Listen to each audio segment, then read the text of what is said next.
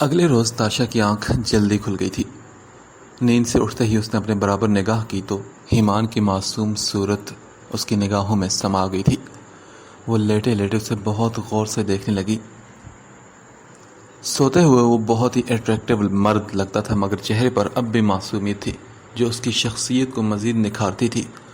اس کا چوڑا سینہ، مضبوط بازو اور لمبا قد دیکھتے ہوئے تاشا کو اپنی قسمت پر رشک آنے لگا۔ اس ایک انسان نے اسے ہمیشہ خاص رکھا تھا، اپنے دل کے سب سے اونچے مقام پر بٹھایا، ہر دھوپ سے بچایا اور خود تپش سہ کر اسے سایہ فراہم کیا۔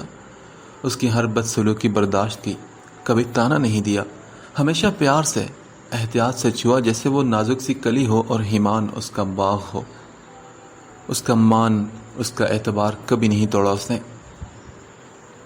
وہ اس سلوک کا حقدار نہیں تھا جو قسمت اس کے ساتھ کر رہی تھی۔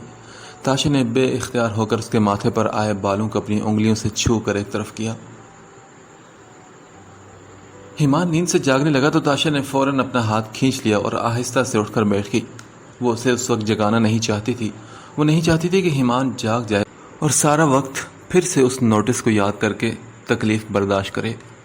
وہ اسے یوں ہی سوتا ہوا چھوڑ کر اٹھ گئی اور باری باری گھر کے کام کرنے لگی۔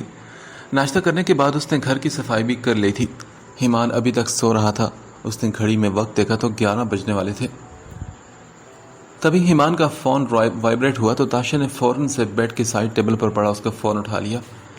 وائبریشن بند ہو گئی تھی۔ اس سے پہلے کہ تاشا اس کے فون کا لاک کھول کر کالر آئی ڈی چیک کرتی، فون دوبارہ وائبریٹ ہوا۔ تاشا نے فون دیکھا تو اس پر لکھا ہوا تھا پارٹنر کالنگ۔ اس بار تاشا نے کال پک کر لی۔ السلام علیکم ایمان، کہاں رہ گئے ہو یار؟ ابھی تک آفس نہیں آئے؟ کسی لڑکی کی آواز پر تاشا کے ماتھے پر فوراً بل پڑے۔ اس نے سوئے ہوئے ایمان کو کھا جانے والی نگاہوں سے گھورا اور پھر فون ہاتھ میں پکڑ کر کمرے سے باہر نکل گئی۔ جی آپ کون؟ احتیاط سے مگر خاصی رعب دار آواز میں تاشا نے پوچھا تو دوسری طرف چند لمحوں کے لیے خاموشی چھا گئی اور پھر دوبارہ وہی لڑکی بولی، کیا آپ ایمان کی وائف بات کر رہی ہیں؟ جی بالکل، میں مسز ایمان احمد بات کر رہی ہوں، پر آپ ہیں کون؟ اس کے لہجے میں جلن اور غصہ محسوس کر کے ایشل کے ہونٹوں پر مسکراہٹ پھیل گئی تھی۔ میں ایشل ہوں، مسٹر ایمان احمد کی بزنس پارٹنر۔ لگتا ہے ایمان نے میرے بارے میں آپ کو کچھ بتایا نہیں۔ ایشل نے اپنا تعارف کروایا، مگر تاشا نے غصے سے کمرے کو یوں دیکھا جیسے ایمان اسے دیوار کے پار سے بھی نظر آ رہا ہو۔ جی اس نے مجھے نہیں بتایا کیونکہ ہم فضول کی باتیں گھر میں ڈسکس نہیں کرتے۔ اپنی طرف سے تو تاشا نے اسے چتلا دیا تھا کہ وہ ایمان کے لیے بالکل بھی امپورٹنٹ نہیں۔ ایشل کو تاشا کے اس قدر پوزیسو انداز پر ہنسی آنے لگی۔ اوکے، دراصل میں نے اس لیے کال کی تھی کہ مسٹر ایمان ابھی تک آفس نہیں آئے، ہمیں کچھ پروجیکٹس ڈسکس کرنے تھے۔ I hope everything is fine. Eshal نے مکمل پیشہ ورانہ انداز میں اپنا لیا تھا۔ تاشا کو اس کے لہجے کی تبدیلی صاف محسوس ہو گئی تھی۔ دراصل ایمان کی طبیعت کچھ ٹھیک نہیں، اس لیے میں نے انہیں نہیں جگایا، وہ ابھی تک سو رہے ہیں، تاشا نے جواب دیا تو دوسری طرف سے چند لمحوں کی خاموشی کے بعد ایشل نے کہا، اوکے پھر آپ انہیں میرا میسج دے دیجیے گا کہ جیسے ہی طبیعت ٹھیک ہو تو مجھے نیو پروجیکٹ کے ڈاکیومنٹس اور پریزنٹیشن ای میل کر دیں۔ ٹھیک ہے، میں کہہ دوں گی۔ فون کاٹ کر تاشا نے پھر سے فون اسکرین کو دیکھا جہاں پر پارٹنر کال اینڈڈ لکھا تھا۔ تاشا واپس کمرے میں آئی اور ایک نظر اپنے ہاتھ میں پکڑے فون کو دیکھ کر دوسری غصیلی نگاہ ایمان پر ڈالی، مگر اس کا معصوم چہرہ اور اس پر چھائی مکمل سنجیدگی جو کل والے واقعے کی بدولت غم کا نتیجہ تھی، دیکھ کر اس کا دل پھر سے نرم پڑ گیا تھا۔ اس کا دل اداسی سے بھرنے لگا۔ وہ اسے جگانا نہیں چاہتی تھی، مگر پھر اچانک اس کے ذہن میں ایک خیال آیا۔ وہ آہستہ سے اس کے پاس آئی اور اس کے بالوں میں انگلیاں چلا کر اسے جگانے لگی۔ وہ بالکل بھی نہ ہلا۔ ایمان، تمہارے آفس سے کال ہے یہ؟ تاشا نے اس کا کندھا ہلایا، مگر وہ پھر بھی نہ جاگا تو تاشا نے کہا، ایمان اٹھو، وقت دیکھو، 11 بج رہے ہیں، تمہارے آفس سے بار بار کال آ رہی ہیں۔ یار سونے دو مجھے نا۔ ایمان چہرہ دوسری طرف موڑ گیا تھا۔ ایمان اٹھ جاؤ نا، آفس نہیں جانا کیا؟ لیٹ ہو رہا ہے تمہیں؟ تاشا نے لہجے میں سختی سمو کر کہا، نہیں آج میں آفس نہیں جاؤں گا۔ ایمان تکی میں منہ دے کر بولا تو تاشا نے اس کے کندھے پر ایک تھپڑ مارا۔ ایمان اٹھو، تیار ہو جاؤ اور آفس جاؤ، تمہارے آفس سے بار بار کال آ رہی ہے، انہیں کسی پروجیکٹ کے ڈاکومنٹس چاہیے۔ اچھا میں ڈاکومنٹس ای میل کر دوں گا، پلیز مجھے سونے دو۔ ایمان نے پھر سے اسے ٹالنے کی کوشش کی۔ ساری رات وہ بے چین رہا، کئی دنوں کی تھکن کی وجہ سے اسے اب سخت نیند آ رہی تھی۔ نو وے، بالکل نہیں، آفس جاؤ اور وہیں جا کر اپنا کام کرو۔ یار تاشا میں بیمار ہوں نا، تمہیں ترس نہیں آ رہا مجھ پر؟ ٹھیک سے میری آنکھیں بھی نہیں کھل رہی ایمان نے غنودگی بھری آواز میں کہا، مگر تاشا نے اس کی ایک بات نہ سنی۔ چلو جلدی سے تیار ہو جاؤ، میں تب تک ناشتہ بناتی ہوں۔ یہ کہہ کر وہ کمرے سے نکلی اور ناشتہ بنانے لگی، جبکہ ایمان کو پھر اٹھنا ہی پڑا۔ وہ آہستہ سے اٹھ کر باتھ روم میں گھس گیا۔ تاشا اس کا ناشتہ تیار کر کے کمرے میں لے آئی تھی۔ وہ شیشے کے سامنے کھڑا شرٹ کے کالر کھڑے کر کے ٹائی باندھ رہا تھا۔ تاشا اس کے قریب آ کر دیوار سے ٹیک لگا کر کھڑی ہوگی اور اسے ٹائی باندھتا ہو دیکھنے لگی۔ ویسے کتنی ظالم بیوی ہو، شوہر تمہارا بیمار ہے اور پھر بھی اسے تم زبردستی آفس بھیج رہی ہو۔ ایمان برا سا منہ بنا کر بولا، مگر تاشا نے کہا، یہ ایشل کون ہے؟ ایمان کے ٹائی باندھتے ہاتھ ایک لمحے کو رکے۔ اس نے چونک کر تاشا کو دیکھا، سینے پر بازو لپیٹے وہ تیکھے انداز میں اسے گھور رہی تھی۔ وہ باس اور بزنس پارٹنر ہے میری۔ ایمان پھر سے ٹائی باندھنے میں مصروف ہو گیا۔ تم نے مجھے پہلے کیوں نہیں بتایا کہ تمہاری باس اور تمہاری پارٹنر ایک لڑکی ہے؟ تاشا کے انداز میں شکوے سے زیادہ غصہ تھا۔ پہلے تم نے کبھی پوچھا ہی نہیں تو اس لیے نہیں بتایا۔ ایمان بھی شرارت بھری مسکراہٹ ہونٹوں پر سجا کر بولا۔ تاشا کا پھولا ہوا چہرہ اسے بہت ہی اچھا لگ رہا تھا۔ ہاں پر تم خود بھی تو بتا سکتے تھے نا مجھے۔ اچھا نا، اب پتہ چل گیا تمہیں نا، تو کیا تم سارا وقت اس کے ساتھ ہوتے ہو؟ تاشا کے سوال ایمان کو مزہ دے رہے تھے۔ اس نے بڑی مشکل سے اپنی ہنسی روکی اور پھر کہا، ہاں نا، وہ پتہ ہے ہم لنچ بھی ایک ساتھ کرتے ہیں۔ تاشا کی آنکھوں میں دیکھ کر وہ پورے کانفیڈنس سے بولا تھا۔ اس جواب پر تاشا نے جن نگاہوں سے اسے دیکھا تو ایمان کا جی چاہا کہ اسے زور سے خود کے سینے سے لگا لے اور کبھی آزاد نہ کرے۔ یہ جلن سے بھری تاشا اسے روز روز تھوڑی نہ دیکھنے کو ملتی تھی۔ ٹھیک ہے، ناشتہ کر لو، ٹھنڈا ہو رہا ہے۔ وہ اپنے غصے کو چھپانے کی کوشش کرتے ہوئے اسے کہہ کر وہیں اس کے سامنے بیڈ پر بیٹھ گئی تو ایمان بھرپور انداز میں مسکرایا۔ کیا تمہیں جیلسی ہو رہی ہے؟ اگر ایسا ہے تو پھر بھی تم مجھے آفس بھیج رہی ہو؟ وہاں میں تو اس کے ساتھ ہی رہوں گا، تمہیں برا نہیں لگ رہا؟ اصولاً تو تمہیں آج مجھے روک لینا چاہیے۔ وہ ناشتہ کرنے بیٹھ کر بولا تھا۔ نہیں، مجھے کیوں برا لگے گا؟ تم کام کرنے جاتے ہو، وہاں افیئر چلانے تو نہیں جاتے کہ میں برا مان جاؤں۔ اس کی بات پر ایمان کھانستے کھانستے ہنسنے لگا۔ تاشا نے کوئی رسپانس نہ دیا اور اسے ناشتہ کروا کر دروازے تک چھوڑنے آئی۔ وہ نہیں چاہتی تھی کہ ایمان گھر رہ کر حمید احمد کے نوٹس کے بارے میں سوچ کر پھر سے تکلیف میں مبتلا ہو۔ آفس جا کر کام میں مصروف ہو کر وہ کچھ تو دھیان بٹانے میں کامیاب ہوگا، اور پھر تاشا نے حمید احمد سے بات بھی تو کرنی تھی۔ ایمان کے جانے کے بعد وہ خود بھی مغل ہاؤس کی طرف چلی گئی تھی۔ حمید احمد نے عمر کو گھر کے کاغذات دے دیے تھے تاکہ وہ انہیں گروی رکھوا کر کاروبار کے لیے رقم کا بندوبست کر سکے۔ کچھ رقم انہوں نے اپنے پرانے دوستوں سے بھی لے لی تھی۔ عمر اریبہ کو لے کر میکے گیا ہوتا اور اس کا ارادہ تھا کہ اریبہ کو وہیں چھوڑ کر وہیں سے بینک چلا جائے گا۔ شائستہ اور نفیسہ بیگم اس بات سے بالکل انجان تھی کہ حمید احمد نے ایمان کو اپنی جائیداد سے نکال دیا ہے۔ وہ تاشا کی طرف جانے کا سوچ رہی تھی، لیکن اس وقت تاشا کو اپنے سامنے دیکھ کر انہیں پہلے حیرت ہوئی اور پھر نہایت خوشگواری سے انہوں نے تاشا کو باری باری گلے لگایا۔ ہم تو آج تمہاری طرف آنے کا سوچ رہے تھے، اچھا کیا کہ تم خود آ گئی۔ جب سے گھر سے گئی ہو تم ہمیں بھول ہی گئی ہو، کیا تمہیں ایمان چھوڑ کر گیا ہے؟ شائستہ نے مسکراتے ہوئے پوچھا۔ ان کے لہجے میں خوشی اور دکھ کی ملی جلی کیفیت تھی۔ تاشا نے نام سر ہلاتے ہوئے کہا، نہیں، میں اکیلی آئی ہوں۔ یہ کہتے اس کی نظر شائستہ بیگم کے پیچھے گئی جہاں سے حمید احمد اپنے کمرے سے نکل رہے تھے۔ تاشا کو وہاں دیکھ کر وہ خود بھی حیران ہوئے، لیکن اس حیرت میں خوشی زیادہ تھی۔ ارے میری بیٹی آئی ہے، اور تمہیں ماموں کی یاد آ گئی کیا؟ وہ خوشی سے اس کی طرف بڑھے۔ انہیں فی الحال خوشخبری کا علم نہیں تھا۔ وہ آگے بڑھ کر تاشا کے سر پر شفقت بھرا ہاتھ رکھنے لگے تو تاشا کی آنکھیں بے اختیار بھیگنے لگی۔ اسے ایمان کے الفاظ یاد آ گئے تھے۔ اس بات میں کوئی شک نہیں تھا کہ وہ تاشا سے بہت محبت کرتے تھے اور اس وقت تاشا نے بھی یہ بات محسوس کی تھی، لیکن وہ جس مقصد کے لیے یہاں آئی تھی اس وجہ سے وہ حمید احمد کے قریب نہیں ہو سکی۔ مامو جان، مجھے آپ سے کم از کم اس بات کی امید بالکل نہیں تھی۔ تاشا کے الفاظ پر حمید احمد چونکے۔ اس نے پہلی مرتبہ ان سے اس لہجے میں بات کی تھی۔ وہ ناراض نہیں تھی، وہ مایوس تھی اور دکھی تھی۔ حمید احمد کی خاموشی پر تاشا نے اپنی بات جاری رکھتے ہوئے کہا، آپ ایمان کے ساتھ ایسا کیسے کر سکتے ہیں مامو جان؟ وہ بیٹا ہے آپ کا، آپ اس سے ہر تعلق کو کیسے توڑ سکتے ہیں؟ تاشا کی دکھ بھری آواز پر نفیسہ اور شائستہ بیگم نے بری طرح چونک کر حمید احمد کو دیکھا۔ یہ تاشا کیا کہہ رہی تھی؟ تاشا بیٹے، صاف صاف بتاؤ کیا ہوا ہے؟ نفیسہ بیگم کی آواز گونجی تو اس نے نظریں حمید احمد پر رکھتے ہوئے کہا، مامو جان نے ایمان کو اپنی زندگی سے بے دخل کر دیا ہے۔ وہ مختصر بولی تو شائستہ کی آنکھیں حیرت اور بے یقینی سے پھیل گئی۔ انہوں نے صدمے سے منہ پر ہاتھ رکھ لیا۔ انہیں تاشا کے الفاظ سن کر شدید قسم کا جھٹکا لگا تھا۔ تو اس کی حرکتیں ہی ایسی ہیں۔ تم نہیں جانتی اس نے کیا کیا؟ مجھے لگا تھا کہ گھر سے نکلنے کے بعد نواب صاحب کا دماغ ٹھکانے آ جائے گا، لیکن وہ تو پہلے سے ہی لمبی پلاننگ کر کے بیٹھا ہے۔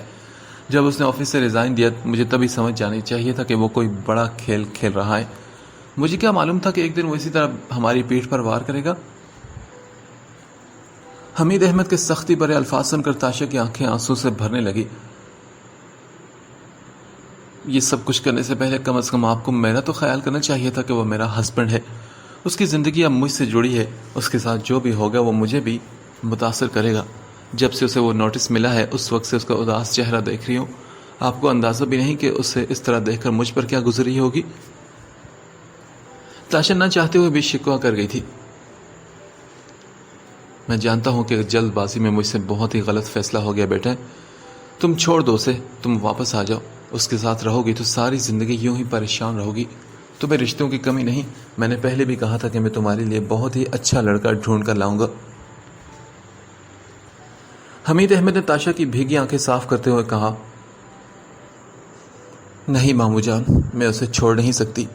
میں پہلے بھی نہیں چھوڑنا چاہتی تھی، وہ تو بس غصہ تھا مجھے، جسے آپ سب نے نہ جانے کیا سمجھ لیا۔ اس نے تو بہت مشکل وقتوں میں میرا خیال رکھا ہے مامو جان۔ ابھی اس پر مشکل وقت ضرور آیا ہے، لیکن یہ وقت بھی گزر جائے گا اور پھر آپ اپنے کیے پر بہت پچھتائیں گے۔ حمید احمد کو تاشا کا لہجہ سن کر حیرت ہونے لگی۔ یہ وہ تاشا تو بالکل نہیں تھی جسے وہ ہمیشہ سے دیکھتے آئے تھے۔ انہیں سمجھ میں نہ آیا کہ وہ اب تاشا سے کیا کہے۔ تاشا نے ایک ہچکی لی اور اپنے آنسو کو گال سے رگڑ کر صاف کیا۔ وہ آج مجھے یہاں لے کر خود آنے والا تھا، آپ کو خوشخبری سنانے۔ جانتے ہیں جب ایمان کو اس بات کا پتہ چلا تو اس نے مجھ سے کیا کہا؟ اس نے کہا کہ بابا جان یہ سن کر کتنا خوش ہوں گے کہ وہ دادا بننے والے ہیں، اور شاید پھر وہ مجھ سے ناراضگی بھی ختم کر دیں۔ مگر کتنا غلط سوچ رہا تھا وہ۔ اسے کیا معلوم تھا کہ اس کی خوشیاں اس کے اپنے ہی نگل جائیں گی۔ تاشا کی بات پر حمید احمد کے دل کے اندر کچھ ٹوٹا تھا، پتہ نہیں تاشا کے الفاظ سے یا اس کے انداز سے۔ وہ سمجھ رہا تھا کہ آپ اس سے ناراض ہیں، مگر اسے کیا معلوم تھا کہ آپ نے کبھی اسے محبت کی ہی نہیں۔ آپ نے کبھی تو اسے اپنی اولاد ہی سمجھا نہیں، آپ نے صرف اسے گھر کا ملازم سمجھا تھا۔ آپ نے اس کے ساتھ اچھوت جیسا رویہ رکھا۔ آپ اور عمر بھائی اس کے ساتھ کیا کچھ نہیں کرتے تھے۔ اس سب کے باوجود میں نے اس کے منہ سے کبھی آپ کے خلاف کوئی بات نہیں سنی۔ اس نے کبھی آپ کی برائی نہیں کی، بلکہ جب آپ نے خود اسے گھر سے نکالا تب بھی اسے یہی لگ رہا تھا کہ وہ غلطی پر ہے، اور آپ نے وہی کیا جو اس صورتحال میں کوئی اور باپ کرتا، لیکن آپ اسے معاف بھی تو کر سکتے تھے۔ اس کا جرم اتنا بھی بڑا تو نہیں تھا۔ اس نے میری خوشی کے لیے یہ قدم اٹھایا۔ اگر آپ میری حفاظت اور خوشی کے لیے کچھ بھی کر سکتے تھے تو ایمان نے بھی وہی کیا۔ اسے پتا تھا کہ فیضان مجھ سے وقتی طور پر شادی کر رہا ہے، لیکن ساری زندگی وہ مجھے خوش نہیں رکھ سکے گا۔ وہ جانتا تھا کہ میں عمر بھائی کو پسند کرتی تھی۔ باتوں ہی باتوں میں تاشا نے جیسے کوئی بم پھوڑا تھا ان سب کے سر پر، مگر اسے اپنے الفاظ پر کوئی شرمندگی نہیں تھی۔ مامو جان، اس نے پوری کوشش کی تھی کہ عمر بھائی مجھ سے شادی کر لیں، لیکن انہوں نے خود ہی ایمان کو آگے کر دیا۔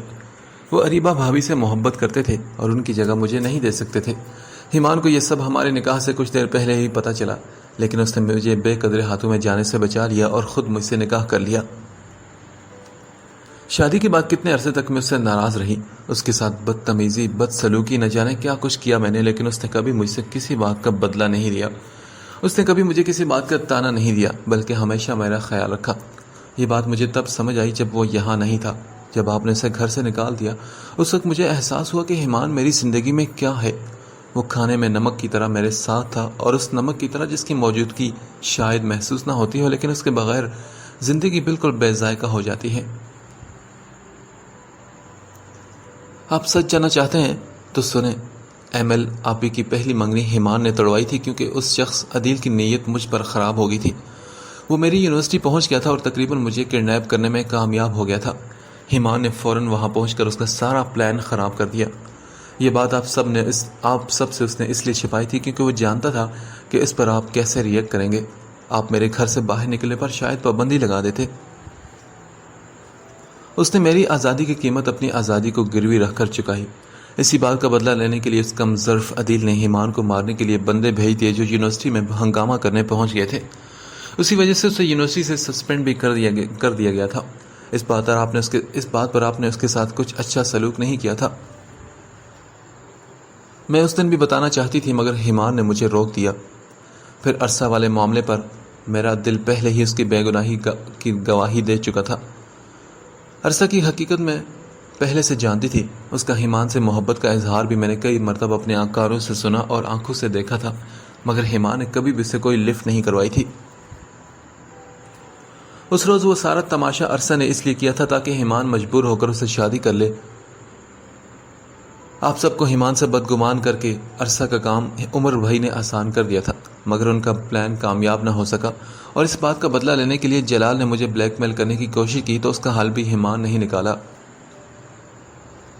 ایمان کی نیت میں کوئی کھوٹ نہیں تھا، وہ محبت کرتا تھا مجھ سے، لیکن اس نے کبھی مجھے اس بات کا احساس تک نہ ہونے دیا۔ اسے لگتا تھا کہ آپ کی نظر میں وہ میرے قابل نہیں، لیکن سچ تو یہ ہے کہ میں اس کے قابل نہیں تھی۔ صرف آپ کی خاطر، آپ کی نظروں میں خود کو اچھا ثابت کرنے کی خاطر وہ کتنا کچھ برداشت کر جاتا، آپ کو اندازہ بھی نہیں ماموں۔ آپ کی بدسلوکی کے باوجود وہ آپ سے محبت کرتا تھا، اور اب بھی وہ بے یقین ہے کہ آپ نے اس کے ساتھ سب کچھ جان بوجھ کر کیا ہے۔ ابھی بھی اسے لگتا ہے کہ آپ کی کوئی غلط فہمی ہوئی ہے۔ جو کچھ اریبہ بھابھی نے میرے ساتھ کیا، اس کے بعد میں اس گھر میں کبھی نہ آتی، لیکن آج آخری مرتبہ صرف اس لیے آئی ہوں کہ شاید آپ کو یہ احساس دلا سکوں کہ آپ نے ایمان کے ساتھ کتنی زیادتی اور ناانصافی کی ہے۔ آپ مجھ سے جتنا پیار کرتے ہیں اس کی میں قدر کرتی ہوں مامو جان، لیکن ایمان کے ساتھ آپ نے جو کچھ کیا ہے اس کا مداوع آپ نہیں کر سکتے۔ کم از کم اسے مزید تکلیف نہ دے، وہ پہلے ہی سے بہت مشکل سے سنبھلا ہے۔ اس کے مسکراتے اور لاپرواہ چہرے کے پیچھے چھپے درد کو پہچانے میں مجھے بہت وقت لگ گیا۔ میں اب اسے مزید تکلیف میں نہیں دیکھ سکتی۔ ابھی تو اس نے خود کو سمیٹنا شروع کیا ہے، اتنی جلدی اسے پھر سے مت توڑیں۔ آپ سے میری ریکویسٹ ہے، اپنی نہ صحیح تو میری خاطر آپ یہ نوٹس واپس لے لیں۔ تاشا نے روتے ان کے آگے ہاتھ جوڑ دیے، اور حمید احمد کے ذہن میں آندھیاں، طوفان اور نہ جانے کیا کچھ تیز رفتاری سے گردش کر رہا تھا۔ انہیں سمجھ میں نہیں آ رہا تھا کہ وہ کیا کہیں۔ بہت ساری باتیں نفیسہ اور شائستہ بیگم کے لیے بھی نئی تھی۔ وہ دونوں تاشا کے پیچھے کھڑی بے آواز رو رہی تھی۔ آنسو ان کے چہرے کو مکمل بھگا چکے تھے، جبکہ حمید احمد بالکل خاموش کھڑے تھے۔ وہ تاشا کی بات کو کیسے ٹال دیتے؟ وہ تاشا کی بات کو کبھی بھی ٹال نہیں سکتے تھے۔ انہوں نے تاشا کے جڑے ہاتھ تھام لیے اور کہا، بس بیٹا مت رو تم، اگر تمہاری خوشی اسی میں ہے تو میں یہ بھی کر دوں گا، میں وہ نوٹس واپس لے لوں گا۔ تمہاری ساری باتیں اپنی جگہ، لیکن جو دھوکہ اس نے ہمارے ساتھ کاروبار میں کیا ہے اس کا کیا؟ نہیں مامو جان، وہ ایسا نہیں کر سکتا۔ آپ اس معاملے کی جانچ پھر سے کروائیں۔ مجھے یقین ہے کہ کسی اور نے ایمان کو پھنسانے کی کوشش کی ہوگی۔ بس مجھے آپ سے مزید کچھ نہیں چاہیے۔ آپ کا یہ آخری احسان میں ساری زندگی نہیں بھولوں گی۔ یہ کیسی باتیں کری ہو تم تاشا؟ باپ بیٹیوں میں احسان نہیں ہوا کرتے۔ میں بے شک تمہارا سگا باپ نہیں، لیکن میں نے تمہیں ہمیشہ اپنی عائشہ سے کم نہیں سمجھا۔ حمید احمد تڑپ کر بولے تھے، میں جانتی ہوں مامو جان، آپ نے مجھے سب سے زیادہ محبت دی۔ مجھے اپنے لیے آپ سے کوئی گلہ نہیں، بس ایمان کے ساتھ مزید زیادتی مت کریں، اور اگر آپ کو اعتراض نہ ہو تو میں امی کے ساتھ لے جاؤں، مجھے ان کی ضرورت ہے۔ حمید احمد نے ہاں میں سر ہلایا اور تاشا کے سر پر ہاتھ رکھ دیا۔ لے جاؤ بیٹا، میں کون ہوتا ہوں اعتراض کرنے والا؟ ٹھیک ہے مامو جان، اور امی آپ جلدی سے تیار ہو جائیں۔ تاشا نے نفیسہ بیگم سے کہا تو شائستہ آگے بڑھی۔ ارے بیٹا ایسے کیسے؟ بیٹھو تم، ابھی تو آئی ہو، کھانا کھا کر جانا۔ نہیں مامانی جان، ایمان کو بہت تیز بخار تھا. میں نے اسے بہت مشکل سے آفس بھیجا ہے. اگر مجھے یہاں نہ آنا ہوتا تو میں کبھی اسے یوں بیماری میں نہ بھیجتی. ہو سکتا ہے کہ آج وہ جلدی واپس آ جائے. مجھے اس کے آنے سے پہلے گھر پہنچنا ہے, ورنہ اسے پتہ چل گیا کہ میں یہاں کیا کرنے آئی تھی تو اسے اچھا نہیں لگے گا. اس نے ایک نظر گردن گھما کر حمید احمد کو دیکھا جو پریشان کھڑے تھے. پھر وہ شائستہ سے بولی, ویسے بھی وہ مجھے یہاں لانے والا تھا آپ سب کو خوشخبری سنانے, لیکن مجھے اندازہ نہیں تھا کہ میں یہاں اس مقصد سے آؤں گی, اور وہ بھی اس کے بغیر. بظاہر تو وہ شائستہ سے بات کر رہی تھی, لیکن یہ جملے اس نے حمید احمد کو ہی سنائے تھے. تاشا کے جانے کے بعد حمید احمد گہری سوچ میں گم ہو گئے تھے. تاشا نے جو کچھ ان سے کہا تھا آج, وہ سب کچھ ان کے وہم و گمان میں بھی نہیں تھا. وہ اسٹڈی میں آرام سے تنہا بیٹھ کر ماضی کے مختلف حالات کا اور واقعات کا بغور جائزہ لینے لگے. وہ سوچ رہے تھے کہ جیسا تاشا کہہ رہی ہے, کیا ایمان میں واقعی اس سے ملتا جلتا کچھ ہے؟ کیا واقعی اس نے دھوکہ نہیں دیا ہوگا؟ عرصہ سے نکاح کے لیے مناتے وقت انہوں نے ایمان کو اس قدر مارا تھا کہ وہ شدید زخمی ہو گیا تھا, مگر پھر بھی ان کی کرسی پر ڈھہ جانے پر ان کا ہاتھ تھامنے کے لیے آگے بڑھا تھا. حمید احمد کو یاد تھا کہ کس طرح روتے ہوئے وہ انہیں فکر مند نگاہوں سے دیکھ رہا تھا. یونیورسٹی سے 2 ہفتوں کی سسپینشن ملنے پر جب انہوں نے ایمان سے باز پرس کی, تب بھی اس نے منہ نہیں کھولا. اس کی بس ایک ہی رٹ تھی کہ میں ان لڑکوں کو نہیں جانتا, حالانکہ وہ سب کچھ جانتا تھا. تاشا کی اچانک شادی کے پیچھے بھی جو خوف حمید احمد کو تھا, وہ اس کی شادی کے بعد اچانک ہی کہیں دب گیا تھا. انہیں یاد تھا کہ فیضان کی گمشدگی کا سن کر انہوں نے عمر سے ہی تاشا کی شادی کی بات کی, مگر وہ انہیں ٹال گیا تھا. ساری کڑیاں ملانے کی کوشش کرتے ہوئے تصویر کا دوسرا رخ دھندلا دھندلا سا مگر نظر آنا شروع ہو گیا تھا. انہیں ہر موقع پر ایمان کو ذلیل کرتا ہوا عمر نظر آنے لگا.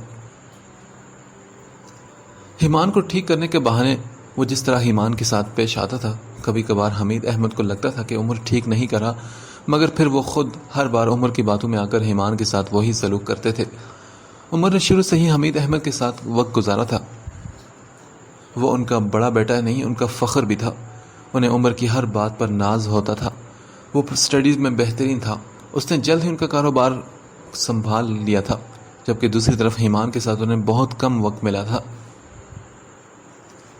اس کی پیدائش کے وقت کچھ حالات اور واقعات ایسے ہوئے کہ حمید احمد کا دل اس کی طرف موڑا ہی نہیں.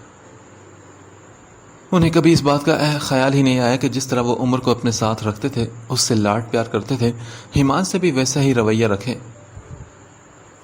شگفتہ بیگم کی باتیں ان کے دل کو مزید بدگمان کر چکی تھی, جس کی وجہ سے انہوں نے کبھی ایمان سے اولاد جیسی اپنائیت نہیں رکھی.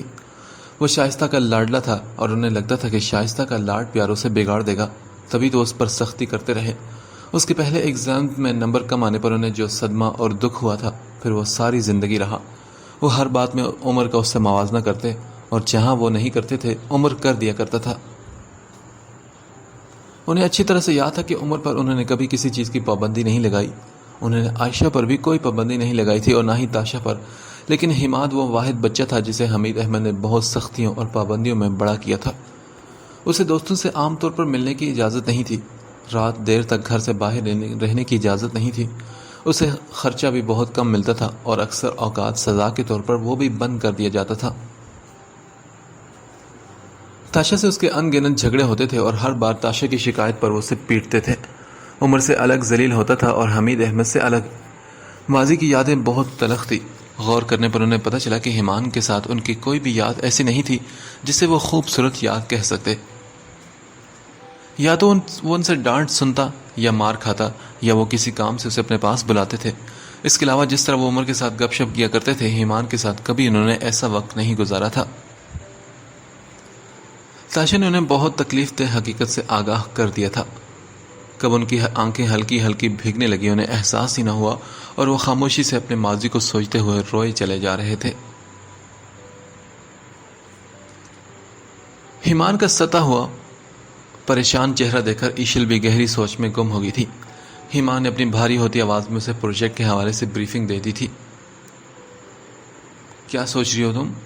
اسے گہری سوچ میں گم اپنی طرف دیکھتا پا کر وہ پوچھے بنا رہ نہ سکا. وہ دونوں اس وقت میٹنگ روم میں بیٹھے تھے. کچھ نہیں, میں سوچ رہی ہوں کہ تمہاری طبیعت ٹھیک نہیں تھی تو تمہیں آفس آنے کی کیا ضرورت تھی؟ تم مجھے ڈاکومنٹس ای میل کر دیتے تو میں دیکھ لیتی, باقی ہم کل ڈسکس کر لیتے. ہاں, آنا تو میں بھی نہیں چاہتا تھا, لیکن باس کو انکار تو نہیں کر سکتا. وہ مسکرا کر بولا, اور خاص طور پر جب بیوی بھی باس کی حمایت کر دے۔ ارے ہاں، یاد آیا، تمہاری بیوی نے ہی میری کال پک کی تھی، تم سے جھگڑا تو نہیں کیا؟ اس کی آواز سے تو لگ رہا تھا کہ وہ پانی پت کا میدان گھر میں سجا لے گی۔ ایشل مسکرائی تو ایمان کی مسکراہٹ پھیلی۔ اگر ایسا ہوتا تو میں اس وقت یہاں بیٹھا نہ ہوتا۔ ویسے مجھے وہ غصے میں لگ تو رہی تھی، لیکن خود ہی زبردستی آفس بھیجا اس نے مجھے۔ Very strange. ایمان کی پرسوچ صورت دیکھ کر ایشل نے رشک سے بھری نگاہوں سے اسے دیکھا۔ وہ ایمان سے محبت کرتی تھی، لیکن اب وہ دونوں بہت اچھے دوست تھے۔ وہ نہیں چاہتے تھے کہ پھر سے محبت بیچ میں آئے اور ان کی دوستی خراب ہو، لیکن کبھی کبھار یہ دل کی ضد پھر سے تازہ ہو جایا کرتی تھی۔ اس نے اپنے ذہن کو جھٹکا اور کہا، ایمان، تمہیں کوئی پریشانی ہے کیا؟ نہیں تو تمہیں ایسا کیوں لگا؟ ویسے ہی بہت عرصے بعد مجھے تمہاری آنکھیں بہت ہی خالی اور ویران سی لگی۔ جب تم مجھ سے جاب کے لیے ملنے آئے تھے تب بھی کچھ ایسا ہی لگ رہا تھا، مگر اس وقت تو تم اس سے بھی زیادہ پریشان لگ رہے ہو۔ تم سٹریس میں ہو ایمان، لیکن میں جانتی ہوں کہ تم اپنے ایموشنز چھپانے میں بہت ماہر ہو۔ کیسے کر لیتے ہو تم؟ ہاں، مجھے بھی سکھا دو نا۔ ایشل نے اس سے بات کر کے آخر میں بات بدلنے کی کوشش کی۔ شاید وہ اسے یہ بتانا نہ چاہتا ہو، وہ اسے مجبور نہیں کرنا چاہتی تھی۔ خدا نہ کرے کہ تمہیں کبھی بھی اپنے جذبات چھپانے پڑیں ایشل۔ انسان اندر سے بہت ہی تنہا محسوس کرنے لگتا ہے۔ وہ ایک ٹرانس کی کیفیت میں بولا، مگر پھر گہری سانس لے کر رکا اور ایشل کو دیکھا۔ ساری زندگی خود کو سنبھالتے ہوئے گزاری ہے، تب جا کر میں نے یہ گر سیکھا ہے۔ I am a magician. جب وہ میجیشین بولتے ہوئے ہوا میں ہاتھ کی مٹھی بنا کر کھولتے ہوئے دلکشی سے مسکرایا تو ایشل کو لگا کہ وہ پھر سے محبت کے آگے ہتھیار ڈال دے گی۔ اس نے فوراً اپنی نگاہوں کا زاویہ بدلا۔ مجھے بھوک لگ رہی ہے، چلو لنچ کرتے ہیں۔ وہ اپنا بیگ اٹھا کر کھڑی ہوئی تو ایمان کے ہونٹوں پر کچھ یاد کر کے مسکراہٹ آئی تھی۔ وہ پیپر سمیٹتے ہوئے فائل میں لگا کر انہیں اٹھا کر ایشل کے ساتھ میٹنگ روم سے باہر نکل گیا۔ ایمان جب گھر آیا تو چابی سے دروازہ کھول کر اندر داخل ہوا۔ کچن میں نفیسہ بیگم کو دیکھ کر اس کا دل خوشی سے جھوم اٹھا۔ اس نے فوراً سے آ کر پیچھے سے نفیسہ بیگم کے گلے میں لاڈ سے باہیں ڈال لی۔ واو، واٹ اے سرپرائز پھوپھو، السلام علیکم۔ نفیسہ نے اسے سامنے کر کے اس کا ماتھا چوما۔ وعلیکم السلام، جیتے رہو میرے بچے۔ امی، اس سے پوچھے ذرا، آفس میں روزانہ کتنی چڑیلوں کے ساتھ لنچ کرتا ہے یہ؟ تاشا پھولے ہوئے چہرے کے ساتھ کمرے سے نکل آئی تھی۔ میرے آفس میں چڑیلیں نہیں، پریاں ہوتی ہیں۔ چڑیل تو صرف ایک ہے جو میں نے گھر میں پال رکھی ہے۔ آنکھ مار کر کہتے ہوئے ایمان نے کمرے کے قریب جا کر تاشا کا گال کھینچا اور کمرے میں گھس گیا۔ تاشا منہ پھلا کر غصے میں دیکھنے لگی۔ دیکھ لیں امی آپ اپنے داماد کی حرکتیں۔ ارے بیٹا، وہ ابھی تو آیا ہے، سانس تو لینے دو اسے۔ میں اس کا گلا ہی نہ دبا دوں امی؟ ہاں سر دبا دینا، میں پہلے ذرا فریش ہو کر آتا ہوں۔ کمرے سے ایمان کی آواز آئی تو نفیسہ بیگم ہنس پڑی اور تاشا منہ بنا کر صوفے پر بیٹھ گئی۔ تاشا بیٹا، کھانا تیار ہے، لگا دوں؟ نفیسہ بیگم نے اس سے پوچھا تو وہ بولی، نہیں امی، میرا دل نہیں چاہ رہا۔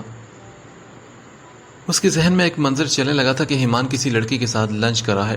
وہ منہ ہاتھ دھو کر باہر نکلا تو نفیسہ نے بھی اس سے کھانے کا پوچھا۔ ایمان نے نہ میں سر ہلایا اور چائے کا کہہ دیا۔ تاشا کو صوفے پر بیٹھے ہی یوں ہی چینل سرچنگ کرتے دیکھ کر اس کی گود میں سر رکھ کر لیٹ گیا۔ چلو اب میرا سر دباؤ۔ ایمان اٹھو، اس وقت میں بالکل بھی اچھے موڈ میں نہیں۔ وہ صاف گوئی سے بولی اور اس کی توجہ ٹی وی کی طرف مڑ گئی تھی۔ ایمان اٹھ کر بیٹھ گیا اور اس بے یقینی سے تاشا کو دیکھنے لگا۔ دیکھ لیں پھوپھو، آپ کی بیٹی کے کتنے نخرے ہیں۔ میں ایک سر دبانے کو تو کہہ رہا ہوں اور وہ بھی نہیں کر رہی۔ اسے سمجھائیں کہ شوہر کے حقوق و فرائض کیا ہوتے ہیں۔ وہ آنکھ مارتے ہوئے نفیسہ بیگم سے بولا۔ انہوں نے بڑی مشکل سے اپنی ہنسی کنٹرول کی۔ دونوں کی نوک جھونک کو وہ کتنا مس کرتی تھی۔ ایمان کے جانے کے بعد سے تو گھر جیسے ویران ہی ہو گیا تھا، ساری رونق جیسے ختم ہو گئی تھی۔ تاشا بیٹا، ایمان کی بات سنا کرو تم۔ ان کی بات پر تاشا نے مزید برا منہ بنایا۔ تم جس کے ساتھ لنچ کرتے ہو اسی سے کہو نا، سر دبا دیتی تمہارا وہ۔ دوسری بات کہتے ہوئے وقت اسے گھور کر وہ پھر سے ٹی وی دیکھنے لگی۔ یار وہ میری پارٹنر ہے، بیوی تھوڑی نا جو اس سے پرسنل کام کرواؤں گا۔ یہ تو بیوی کے کام ہوتے ہیں نا، پاؤں دبا سکتی ہو لیکن سر نہیں دبا سکتی۔ وہ پھر سے اس کی گود میں سر رکھ کر لیٹ گیا تھا۔ اچھا، میں نے کب دبائے تمہارے پاؤں؟ تاشا نے آنکھیں پلا کر اسے دیکھا جو مزے سے اسے ہی دیکھ رہا تھا. نہیں دبائے، لیکن پھوپھو کو تو نہیں پتا نا کہ تم میری خدمتیں نہیں کرتی. ان کے سامنے تمہارے نمبر پڑھا رہا ہوں بیوقوف. وہ آہستہ سے بولا کہ صرف تاشا ہی سن سکے. اٹھو ایمان، بدتمیز کہیں گے. مجھے نہیں بڑھانے اپنے نمبر. امی سے جھوٹ بولو گے تم؟ اچھا شرم آ رہی ہے تمہیں پھوپھو کے سامنے میری خدمت کرتے ہوئے؟ چلو کوئی بات نہیں، کمرے میں جا کر میرے پاؤں سر دونوں دبا دینا. وہ مکمل سنجیدگی سے بولا، مگر اس کی آواز میں شرارت کی بھرپور کھنک تھی. تاشا نے ریموٹ والا ہاتھ اس کے کندھے پر مارا. کیا تمہیں ذرا بھی شرم نہیں آتی؟ لنچ کسی اور کے ساتھ کرتے ہو اور فلیٹ کسی اور کے ساتھ. میرے منہ مت لگنا تم، ورنہ میں تمہارا سر پھاڑ دوں گی. تاشا کی بات پر ایمان ہنسنے لگا. اس کی جلن اور غصہ اب نکل رہا تھا. پھوپھو، آپ کی بیٹی تو سچ مچ چڑیل ہے. آپ کے حسین داماد کو قتل کرنے کے منصوبے بنا رہی ہیں. بچا لیں مجھے پلیز. وہ ڈرامائی انداز میں بولا تو تاشا نے ریموٹ اس کے اوپر پھینکا جو اس نے بر وقت کیچ کر لیا تھا. تاشا پھر پیر پٹک کر اٹھی اور کمرے میں جانے کے لیے قدم بڑھائے تو ایمان نے اس کے بازو کو تھام لیا. 10 منٹ میں ہو جاتا ہے لنچ، بس. اس کے بعد وہ اپنے کیبن میں اور میں اپنے کیبن میں. آفس میں ہم کام کی باتیں ہی کرتے ہیں. تم کیوں انسیکیور ہو رہی ہو؟ اگر تم لڑنا چاہتی ہو تو لڑ لو، لیکن یہ خفا مت ہو پلیز. ایمان کے لہجے میں نہ جانے کیا تھا کہ تاشا نے چند لمحے اسے خفا نگاہوں سے گھورا، مگر پھر زیادہ دیر وہ خفا نہ رہ سکی. چند لمحوں میں ہی وہ نرم پڑ گئی اور واپس بیٹھ گئی. ایمان نے پھر اس کی گود میں سر رکھ دیا. اب چاہے سر دباؤ یا گلا، تمہاری مرضی. تم جان بھی نکالو گی تو میں اف تک نہیں کروں گا. وہ بہت گہرے لہجے میں بولا. تاشا نے نرم سی مسکراہٹ سجائے اسے دیکھا اور پھر آہستہ سے اس کے بازو میں زوردار انداز میں چٹکی کاٹی. اف، کیا کر رہی ہو تم؟ تاشا ہنسنے لگی اور بولی، ابھی تو تم بڑی بڑی باتیں کر رہے تھے کہ جان بھی نکالو تو اف نہیں کروں گا. ذرا سی چٹکی تم برداشت نہیں کر پا رہے؟ ان دونوں کی نوک جھونک یوں ہی چلتی رہی. نفیسہ بیگم نے کھانا کھاتے ہوئے مسکراتے ان دونوں کو دیکھا اور دونوں کی خوشیوں کے لیے دعائیں کرنے لگی. حمید احمد اس وقت عمر کے آفس میں بیٹھے تھے. عمر وہاں موجود نہیں تھا. انہوں نے وہاں موجود اس کے لڑکے کو بلوایا جس کے کمپیوٹر سے بقول عمر کے ایمان نے ڈیٹا کاپی پیسٹ کیا تھا. جی سر، آپ نے بلایا مجھے؟ وہ لڑکا دروازے سے جھانکتے ہوئے بولا. ہاں بیٹھو تم. حمید احمد نے ہاتھ سے اپنے سامنے والی کرسی کی طرف اشارہ کیا تو وہ اندر آ کر بیٹھ گیا اور سوالی نگاہوں سے انہیں دیکھنے لگا. انہوں نے ایک فلیش ڈرائیو لیپ ٹاپ میں لگائی اور وہ ویڈیو پلے کر کے اس کے سامنے کی. کیا تم جانتے ہو کہ یہ سب کیا ہو رہا ہے؟ جی سر، جانتا ہوں. دراصل میرے کمپیوٹر میں وائرس آ گیا تھا تو میں نے ایمان سر سے بات کی تھی. انہوں نے کہا کہ وہ بالکل ٹھیک کر دیں گے. مجھے یہ بتاؤ کہ ہماری کمپنی کے جو پروجیکٹس رائیول کمپنی کے پاس گئے ہیں، تمہارے کمپیوٹر سے ایمان نے ان کا ڈیٹا چوری کیا ہے. کیا تم یہ بات جانتے ہو؟ نہیں سر، ایسا تو بالکل نہیں ہو سکتا. وہ لڑکا فوراً نام میں سر ہلا کر بولا. اس ویڈیو کو غور سے دیکھو. اس وقت آفس میں کوئی نہیں. کیا تم اب بھی یہ بات چھپاؤ گے؟ حمید احمد نے پھر سے اس بات پر زور دینے کی کوشش کی. اس لڑکے نے آگے ہو کر چند لمحے اسکرین کو غور سے دیکھا اور پھر مسکرا کر تھوڑا پیچھے ہو کر بولا. نہیں سر، آپ کو تو غلط فہمی ہوئی ہے. میرے کمپیوٹر سے زیادہ پروجیکٹس کی ڈیٹیلز تو سر عمر اور خود ایمان احمد کے پاس تھی. انہیں میرے سسٹم سے چرانے کی کیا ضرورت تھی بھلا؟ اور آپ اس ویڈیو کی ٹائم سٹیمپ دیکھیں. یہ آفس کا لنچ ٹائم تھا اور سب لوگ کینٹین گئے تھے. ورکنگ آورز میں تو مشکل ہو جاتا کیونکہ سر عمر انہیں بالکل بھی کام کے دوران ادھر ادھر جانے نہیں دیتے تھے. میں بھی اس وقت کام کرتا تھا، اس لیے انہوں نے کہا کہ وہ بریک ٹائم میں میرا سسٹم ٹھیک کر دیں گے. لیکن سر اس پر ٹائم سٹیمپ کیوں نہیں ہے؟ انہوں نے انگلی سے اسکرین کے کونے کو دیکھا جہاں عموماً وقت کی مہر لگی ہوتی تھی. حمید احمد نے غور کیا تو معلوم ہوا کہ واقعی وقت کی مہر تو اس پر تھی ہی نہیں. انہوں نے پہلے غور کیوں نہیں کیا؟ اس کا مطلب ہے کہ یہ ویڈیو ایڈٹ کی ہوئی ہے. انہوں نے فوراً سیکیورٹی ٹیم سے اس روز اور تاریخ کی ساری دن کی فوٹیج نکالنے کو کہا. ویڈیو دیکھتے دیکھتے انہوں نے جب ایمان کو اسکرین پر آتے دیکھا تو وہ فوراً چکنے ہو کر بیٹھ گئے. پورا آفس خالی ہو چکا تھا. ایمان نے آ کر اس لڑکے کی کرسی سنبھالی، اس کے کمپیوٹر میں USB لگائی اور کچھ ٹائپ کیا. چند لمحے اسی پوزیشن میں بیٹھا رہا. اتنے میں ایک امپلائی اسکرین پر آیا. اس نے ایمان سے کچھ کہا اور جواب میں ایمان نے سر ہلا کر اسے کچھ کہا. پھر وہ اپنی کرسی سے سر ٹکا کر انتظار میں بیٹھ گیا. چند لمحوں کے بعد اس نے پھر کمپیوٹر پہ نہ جانے کچھ ٹائپ کیا. 20 منٹ تک یہ ویڈیو چلی جس میں درمیان میں 2-3 مرتبہ کوئی نہ کوئی آ جاتا تھا. جبکہ عمر نے جو ویڈیو انہیں دکھائی تھی وہ صرف 5 منٹ کی تھی. کس قدر صفائی سے یہ ویڈیو ایڈٹ کی گئی تھی. انہیں ہیرس کے ساتھ ساتھ بے یقینی تھی. انہیں لگ رہا تھا کہ غدار ان کے آفس میں ہی ہے جو ان کے ساتھ ساتھ عمر کو بھی بیوقوف بنا رہا ہے، لیکن موجودہ حالات کسی اور کی طرف اشارہ کر رہے تھے. وہ واپس جانے لگے تو ٹیبل پر پڑی دوسری فائلز کے ساتھ ایک جانی پہچانی فائل دے کر چونکے. یہ ان کے گھر کے کاغذات کی فائل تھی جو انہوں نے عمر کو گھر گروی رکھوانے کے لیے دی تھی. انہوں نے فائل اٹھا کر کھولی تو اندر موجود کاغذات انہیں حیرت اور بے یقینی کے ساتھ ساتھ صدمے سے بھی دوچار کر گئے تھے، اور انہیں زندگی میں پہلی مرتبہ عمر پر شدید غصہ آیا تھا. عمر اریبہ کے ساتھ کسی لنچ پارٹی پر گیا ہوا تھا. حمید احمد گھر آ کر اس کا ویٹ کرنے لگے. چند گھنٹوں بعد دونوں میاں بیوی گھر آئے تو شائستہ نے عمر سے کہا کہ حمید احمد اسٹڈی میں اس کا ویٹ کر رہے ہیں. وہ اریبہ کو کمرے میں جانے کا اشارہ کرتے ہوئے خود ان کے پاس پہنچ گیا. حمید احمد کرسی پر خاصے پریشان بیٹھے تھے. عمر کے آنے پر انہوں نے جانچتی نگاہیں اٹھا کر اسے دیکھا. جی بابا جان، آپ نے بلایا تھا مجھے؟ یہ بتاؤ کہ کاروبار کی رقم کا انتظام ہو گیا کیا؟ جی بالکل، تقریباً ساری رقم مکمل ہو چکی ہے. عمر نے مسکرا کر انہیں خوشخبری سنائی. لیکن کیسے؟ گھر کو گروی رکھ کر تو رقم پوری نہیں ہو رہی تھی. جی بابا جان ایسا ہی ہے، لیکن میں نے کچھ دوستوں سے رقم لے لی ہے اور کچھ کلائنٹ سے بھی ریکویسٹ کی تھی.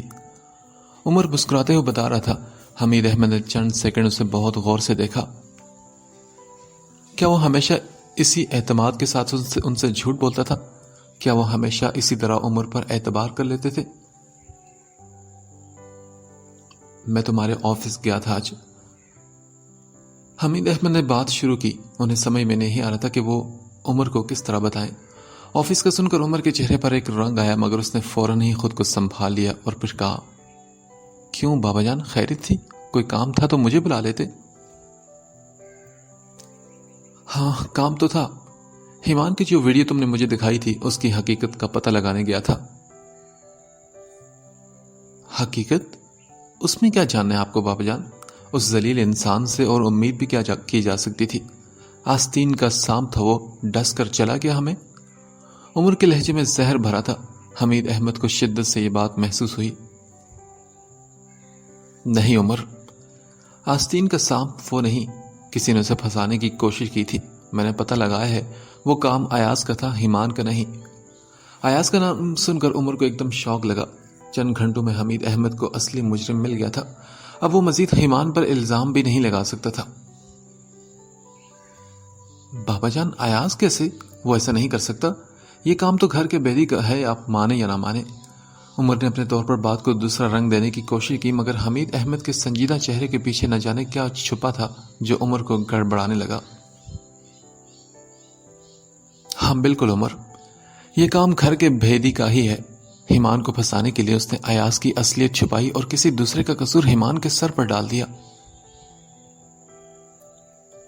کیا مطلب بابا جان؟ آپ کہنا چاہتے ہیں کہ یہ سب میں نے کیا ہے؟ عمر ایک دم اپنی کرسی سے اٹھ کھڑا ہوا. اس وقت وہ باپ کو ایموشنل بلیک میل کر کے ہی اپنی طرف کر سکتا تھا. ایمان کی بے گناہی ثابت ہو رہی تھی اور یہ عمر کے لیے ٹھیک نہیں تھا. میں نے تمہارا نام تو نہیں لیا تھا عمر، لیکن اچھا ہوا کہ تم نے خود ہی کہہ دیا. جس بات پر میں یقین کرنے سے کترا رہا تھا تم نے خود اس بات کی تصدیق کر دی. حمید احمد بھی اس کے سامنے آ کر کھڑے ہوئے. عمر کی آنکھوں میں بے یقینی بھرنے لگی اور وہ بولا، کیا مطلب ہے بابا جان؟ آپ یہ کہنا چاہتے ہیں کہ میں نے آپ سے جھوٹ بولا اور میں نے ایاز کو بچانے کے لیے ایمان پر الزام لگایا؟ ہاں بالکل یہی مطلب ہے میری بات کا. اور صرف یہ ایک جھوٹ نہیں، اور بھی کئی جھوٹ بولے ہیں تم نے مجھ سے عمر. میں سوچ بھی نہیں سکتا کہ میرے بھروسے کو تم اس طرح ٹھیس پہنچاؤ گے. حمید احمد کے دو ٹوک الفاظ نے عمر کو شکست دی تھی. وہ بے یقینی سے اپنے باپ کو دیکھنے لگا جو آج بالکل ہی مختلف انسان لگ رہے تھے. بابا جان میرا خیال ہے کہ آپ کو کسی نے میرے خلاف بھڑکایا ہے. کیا آپ کو مجھ پر بالکل بھی یقین نہیں؟ عمر نے ایک بار اور کوشش کی کہ شاید حمید احمد اس کی باتوں میں آ جائیں، پر وہ بولے، میں تم پر یقین ضرور کرتا اگر تم مجھ سے گھر کے معاملے میں جھوٹ نہ بولتے. تم نے مجھے بتایا نہیں کہ تم گھر کو بیچ چکے ہو. حمید احمد کے الفاظ عمر کے سر پر بم کی طرح گرے. نہیں بابا جان، آپ کو غلط فہمی ہوئی ہے. گھر تو میں نے گروی رکھا ہے، بیچا تھوڑی ہے. عمر کی بات ابھی پوری نہیں ہوئی تھی کہ حمید احمد کا ہاتھ پہلی مرتبہ عمر پر اٹھا اور اپنا نشان اس کے چہرے پر چھوڑ گیا. بس کر دو عمر، بس. اب میں تمہاری جھوٹی باتوں میں آنے والا نہیں. اپنی آنکھوں سے سارے ثبوت دے کر آ رہا ہوں. گھر کے کاغذات کی فائل تمہارے آفس کی ٹیبل پر پڑی تھی، وہ کھول کر پڑھ لی ہے میں نے. ایاز کے نام کے پروجیکٹس جو تم مجھے فارورڈ کیا کرتے تھے وہ اصل میں ایمان نے بنائے ہوتے تھے. اس کی قابلیت کو مشکوک بنا کر تم نے ایک دشمن کو خود ہمیں برباد کرنے کا موقع دیا، اور اب بھی تم اصل مجرم کو چھپا کر ایمان کو پھنسا رہے ہو. آخر تمہیں اپنے بھائی سے مسئلہ ہی کیا ہے جو تم اس قدر گری ہوئی سازشوں پر اترائے ہو عمر؟ حمید احمد کی آواز اونچی ہو گئی تھی. عمر تو ایک صدمے کی کیفیت میں تھا. اس کی چالیں سب الٹی کیوں پڑ رہی تھی؟ اس نے بھیگتی آنکھوں سے اپنے باپ کو دیکھا. وہ کب سے آپ کو اتنا اچھا لگنے لگا کہ اس کی وجہ سے آج آپ نے مجھ پر ہاتھ اٹھا دیا بابا جان؟ مجھ پر؟ گال پر ہاتھ رکھے وہ اپنے باپ کو صدمے اور حیرت سے دیکھ کر پوچھ رہا تھا. جس طرح تم میری اولاد ہو وہ بھی میری ہی اولاد ہے. تمہاری وجہ سے آج تک میں اس سے بدگمان رہا. تمہاری ہر بات میں نے مانی کیونکہ مجھے تم پر بھروسہ تھا. اس کی ہر غلطی پر جب تم اسے جانوروں کی طرح پیٹتے تھے تو میں کچھ نہیں کہتا تھا کیونکہ مجھے لگتا تھا کہ تم اسے ٹھیک کرنے کے لیے کر رہے ہو. لیکن اس مرتبہ جو کچھ تم نے کیا وہ ناقابل معافی ہے عمر. تم نے اس کی زندگی برباد کرنے کی کوشش کی. اس پر یہ الزام لگا کر تم نے ثابت کر دیا ہے کہ تم اس کی قابلیت سے جلتے تھے. اور جانتے ہو آج آفس والوں سے میں کیا سن کر آ رہا ہوں؟ ایمان کی تعریفیں. وہ غیر لوگ تمہارے بھائی کی تعریفیں کر رہے ہیں اور تم اس کے کام میں نقص نکالا کرتے تھے. تھوڑی سی جانچ سے مجھے اندازہ ہو گیا کہ تم اس کے ساتھ کیا کرنے کی کوشش کر رہے تھے. تم آخر چاہتے تھے کیا تھے عمر؟ کیوں تم اس لڑکے کو میری نظروں میں ساری زندگی بیکار ظاہر کرتے رہے؟ تمہیں اس سے خطرہ کیا تھا؟ حمید احمد خود پر قابو نہ رکھ سکے. حقیقت تسلیم کرنا مشکل تھا لیکن جب وہ سچائی بیان کرنے پر آئے تو پھر عمر کے جذبات کی بھی پرواہ نہ کی. کیا آپ نہیں جانتے بابا جان ہم کتنے اچھے رہ رہے تھے اور پھر یہ منحوس ہماری زندگی میں آ گیا. پہلے اس نے میری جگہ لی، پھر امی اور آپ کی توجہ لی. ساری زندگی میں نے محنت کر کے اپنا نام بنایا. آپ کو ذہین اولاد چاہیے تھی تو میں نے آپ کی امیدوں پر پورا اترنے کے لیے دن رات سٹڈیز کی. میں آپ کا بازو بنا. جس عمر میں لڑکی زندگی کو بھرپور طریقے سے جینے کی کوشش کرتے ہیں اس وقت میں نے آپ کی آدھی ذمہ داری اپنے کندھوں پر اٹھائی، صرف اس لیے کہ آپ امی کی طرح مجھ سے دور نہ ہو جائیں. میری ان سب قربانیوں کے بعد بھی آپ کو ایمان ٹھیک اور میں غلط لگنے لگا ہوں تو پھر میری ان ساری قربانیوں کا کیا جو میں نے آپ کے لیے دی صرف آپ کی محبت پانے کے لیے؟ کیا میں نے غلط کیا یہ سب؟ عمر نے بھی بھیگتے لہجے میں حمید احمد سے سوال کیا. تم نے جو کچھ کیا اپنے فائدے کے لیے کیا ہے عمر. وہ لڑکا تمہیں کیا نقصان پہنچاتا تھا جس کو ساری زندگی تم نے میری نگاہوں سے گرانے کی کوشش کی؟ اس کی غلطی صرف یہ تھی کہ وہ سٹڈیز پر توجہ نہیں دیتا تھا اور تاشا نے تمہارے ساتھ مل کر اس لڑکے کی زندگی کو جہنم بنانے میں کوئی کسر نہ چھوڑی. جانتے ہو جب تاشا نے مجھے ساری حقیقت بتائی تو میں سوچنے بیٹھا کہ کبھی میں نے اسے اپنی گود میں بٹھایا ہو یا کبھی اسے پیار سے بات کی ہو، کبھی اس کے لاڈ نخرے اٹھائے ہو جیسے میں تم دونوں کی اٹھاتا تھا، لیکن مجھے کوئی ایسا لمحہ یاد نہیں آیا. اس لڑکے پر ہمیشہ میں نے کڑی نگاہ رکھی تھی. وہ مجھے دیکھ کر ڈر جاتا تھا اور میں سمجھتا تھا کہ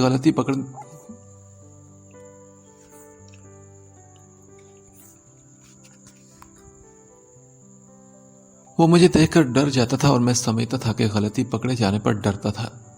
کبھی اس نے میرے کسی حکم کو منع نہیں کیا سوائے عرصہ سے شادی کرنے کے. میں نے اسے گھر سے نکال دیا تب بھی وہ خاموشی سے سر جھٹک کر میری بات سن کر وہاں سے چلا گیا. مانتا ہوں کہ غلطی کی تھی اس نے، لیکن اسے جائیداد سے نکالنے کا مشورہ مان کر میں نے شفاق باپ ہونے کی مثال قائم کر دی. اتنا برا تھا نہیں میں، اور نہ ہی اتنا برا وہ تھا جو تم نے اسے میری نظروں میں بنا دیا. حمید احمد کی سانسیں تیز ہونے لگی تو عمر نے آگے بڑھ کر ان کا ہاتھ تھاما. وہ اپنی جگہ کھڑا انہیں دیکھ رہا تھا خالی نگاہوں سے. ان نظروں سے تو انہیں کبھی ایمان نے بھی نہیں دیکھا تھا، تب بھی نہیں جب وہ اسے مارتے ہوئے تھک جاتے تھے. وہ آگے بڑھ کر ان کا ہاتھ پکڑ لیتا تھا کہ کہیں وہ گر نہ جائے.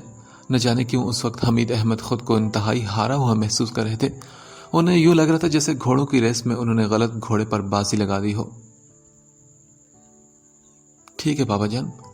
وہ کمینہ مجھ سے بالآخر اپنے آپ کو بھی چھین چکا ہے، تو پھر اب میرا یہاں رہنے کا کوئی مقصد نہیں۔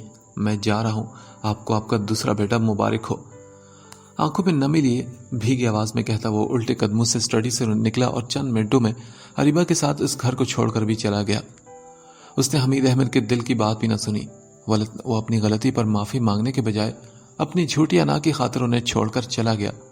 یہ صدمہ حمید احمد سے برداشت نہ ہو سکا اور وہ دل پر ہاتھ رکھ کر بیٹھتے چلے گئے۔ جب اس نے پارٹنرشپ کی تھی اور اس کاروبار کو مزید فائدہ پہنچا تھا، اس وقت وہ دونوں کاروباری معاملات پر ڈسکس کر رہے تھے۔ تبھی ایمان کا فون بجا۔ اس نے فون اٹھا کر دیکھا تو گھر کا نمبر تھا، یقیناً دوسری طرف شائستہ بیگم ہوگی۔ اس نے مسکراتے ہوئے ایشل سے معذرت کر کے کال پک کی، مگر اس کی مسکراہٹ ایک پل کے اندر سمٹی تھی۔ کیا کہا آپ نے؟ کس ہاسپٹل میں ہے وہ؟ اوکے، میں ابھی آتا ہوں۔ فون کاٹ کر وہ اٹھا تو ایشل نے پوچھا، کیا ہوا ایمان، کہاں جا رہے ہو تم؟ وہ بابا جان کو ہارٹ اٹیک آیا ہے، میں ہاسپٹل جا رہا ہوں۔ یہ کہہ کر وہ بھاگتے ہوئے لفٹ کی طرف بڑھ گیا تھا اور ایشل فکر مندی سے اسے جاتے ہوئے دیکھتی رہی۔ شائستہ اسے کوریڈور میں ہی نظر آ گئی تھی۔ اس کے پہنچتے ہی اسے دیکھ کر روتے ہوئے اس کے سینے سے لگ گئی۔ رستے میں اس نے تاشا کو فون کر دیا تھا اور وہ بھی نفیسہ بیگم کو لے کر چند منٹ بعد پہنچ گئی تھی۔ کہاں ہے بابا جان؟ اس کی سانس پھولی ہوئی تھی۔ ماں کو روتا دیکھ کر وہ بہت زیادہ پریشان ہو گیا تھا۔ وہ اندر ہے، آپریشن روم میں، شائستہ بیگم نے روتے ہوئے کہا۔ اور بھیا کہاں ہیں؟ اگلا سوال اس نے عمر کے بارے میں پوچھا۔ اسے ہاسپٹل میں سبھی نظر آ رہے تھے سوائے اریبہ اور عمر کے۔ اسی کی وجہ سے تو تمہارے بابا جان اس حال کو پہنچے ہیں، لڑ کر چلا گیا وہ ان سے۔ شائستہ بیگم مزید رونے لگی تو ایمان کو دھچکا لگا۔ عمر اور بابا جان سے لڑائی؟ یہ کیسے ہو سکتا تھا؟ وہ تو بابا جان کی جان تھا۔ کیا مطلب امی، کیسے؟ اس نے بے یقینی بھری نگاہوں سے ماں کو دیکھا تو شائستہ بیگم نے روتے ہوئے ساری باتوں سے بتا دی۔ ایمان نے گردن گھما کر نفیسہ اور انیسہ کے قریب کھڑی تاشا کو دیکھا جو اس کی گواہی دینے کے لیے نہ جانے کیا کچھ حمید احمد کو بتا چکی تھی، مگر جو کچھ بھی تھا وہ عمر کے اس ری ایکشن کا سبب ابھی بھی سمجھ نہیں پایا تھا۔ یہاں پہنچ کر تو اسے یہ بھی یاد نہ رہا کہ حمید احمد اسے جائیداد سے نکال چکے ہیں، اسے اپنی زندگی سے بھی نکال چکے ہیں۔ عائشہ کو فی الحال کسی نے کچھ نہیں بتایا تھا کہ وہ اتنی دور ہوتے ہوئے مزید پریشان ہو جاتی، مگر ہاسپٹل کے کسی ڈاکٹر نے اسے بتا دیا تھا۔ کچھ دیر بعد اس کا بھی فون آ گیا اور وہ بہت پریشان تھی، لیکن ایمان نے اسے بات کر کے اسے تسلی دی تھی۔ چند دن میں حمید احمد کی طبیعت ٹھیک ہو گئی تھی۔ انہوں نے آہستہ سے آنکھیں کھولی تو ایمان کو اپنے بستر پر سر رکھ کر سوتے پایا۔ حمید احمد نے آہستہ سے اپنا ہاتھ اٹھا کر اس کے سر پر رکھنے کی کوشش کی تو وہ جاگ گیا۔ ان کے ہلتے ہاتھ کو دیکھ کر ایمان نے فوراً ان کا ہاتھ اپنے ہاتھوں میں تھام لیا۔ اس کے چہرے پر خوشی کے تاثرات ابھرے جبکہ آنکھوں میں نمی آ گئی تھی۔ کچھ بھی تھا مگر اس کے فادر تھے، وہ ان سے محبت کرتا تھا۔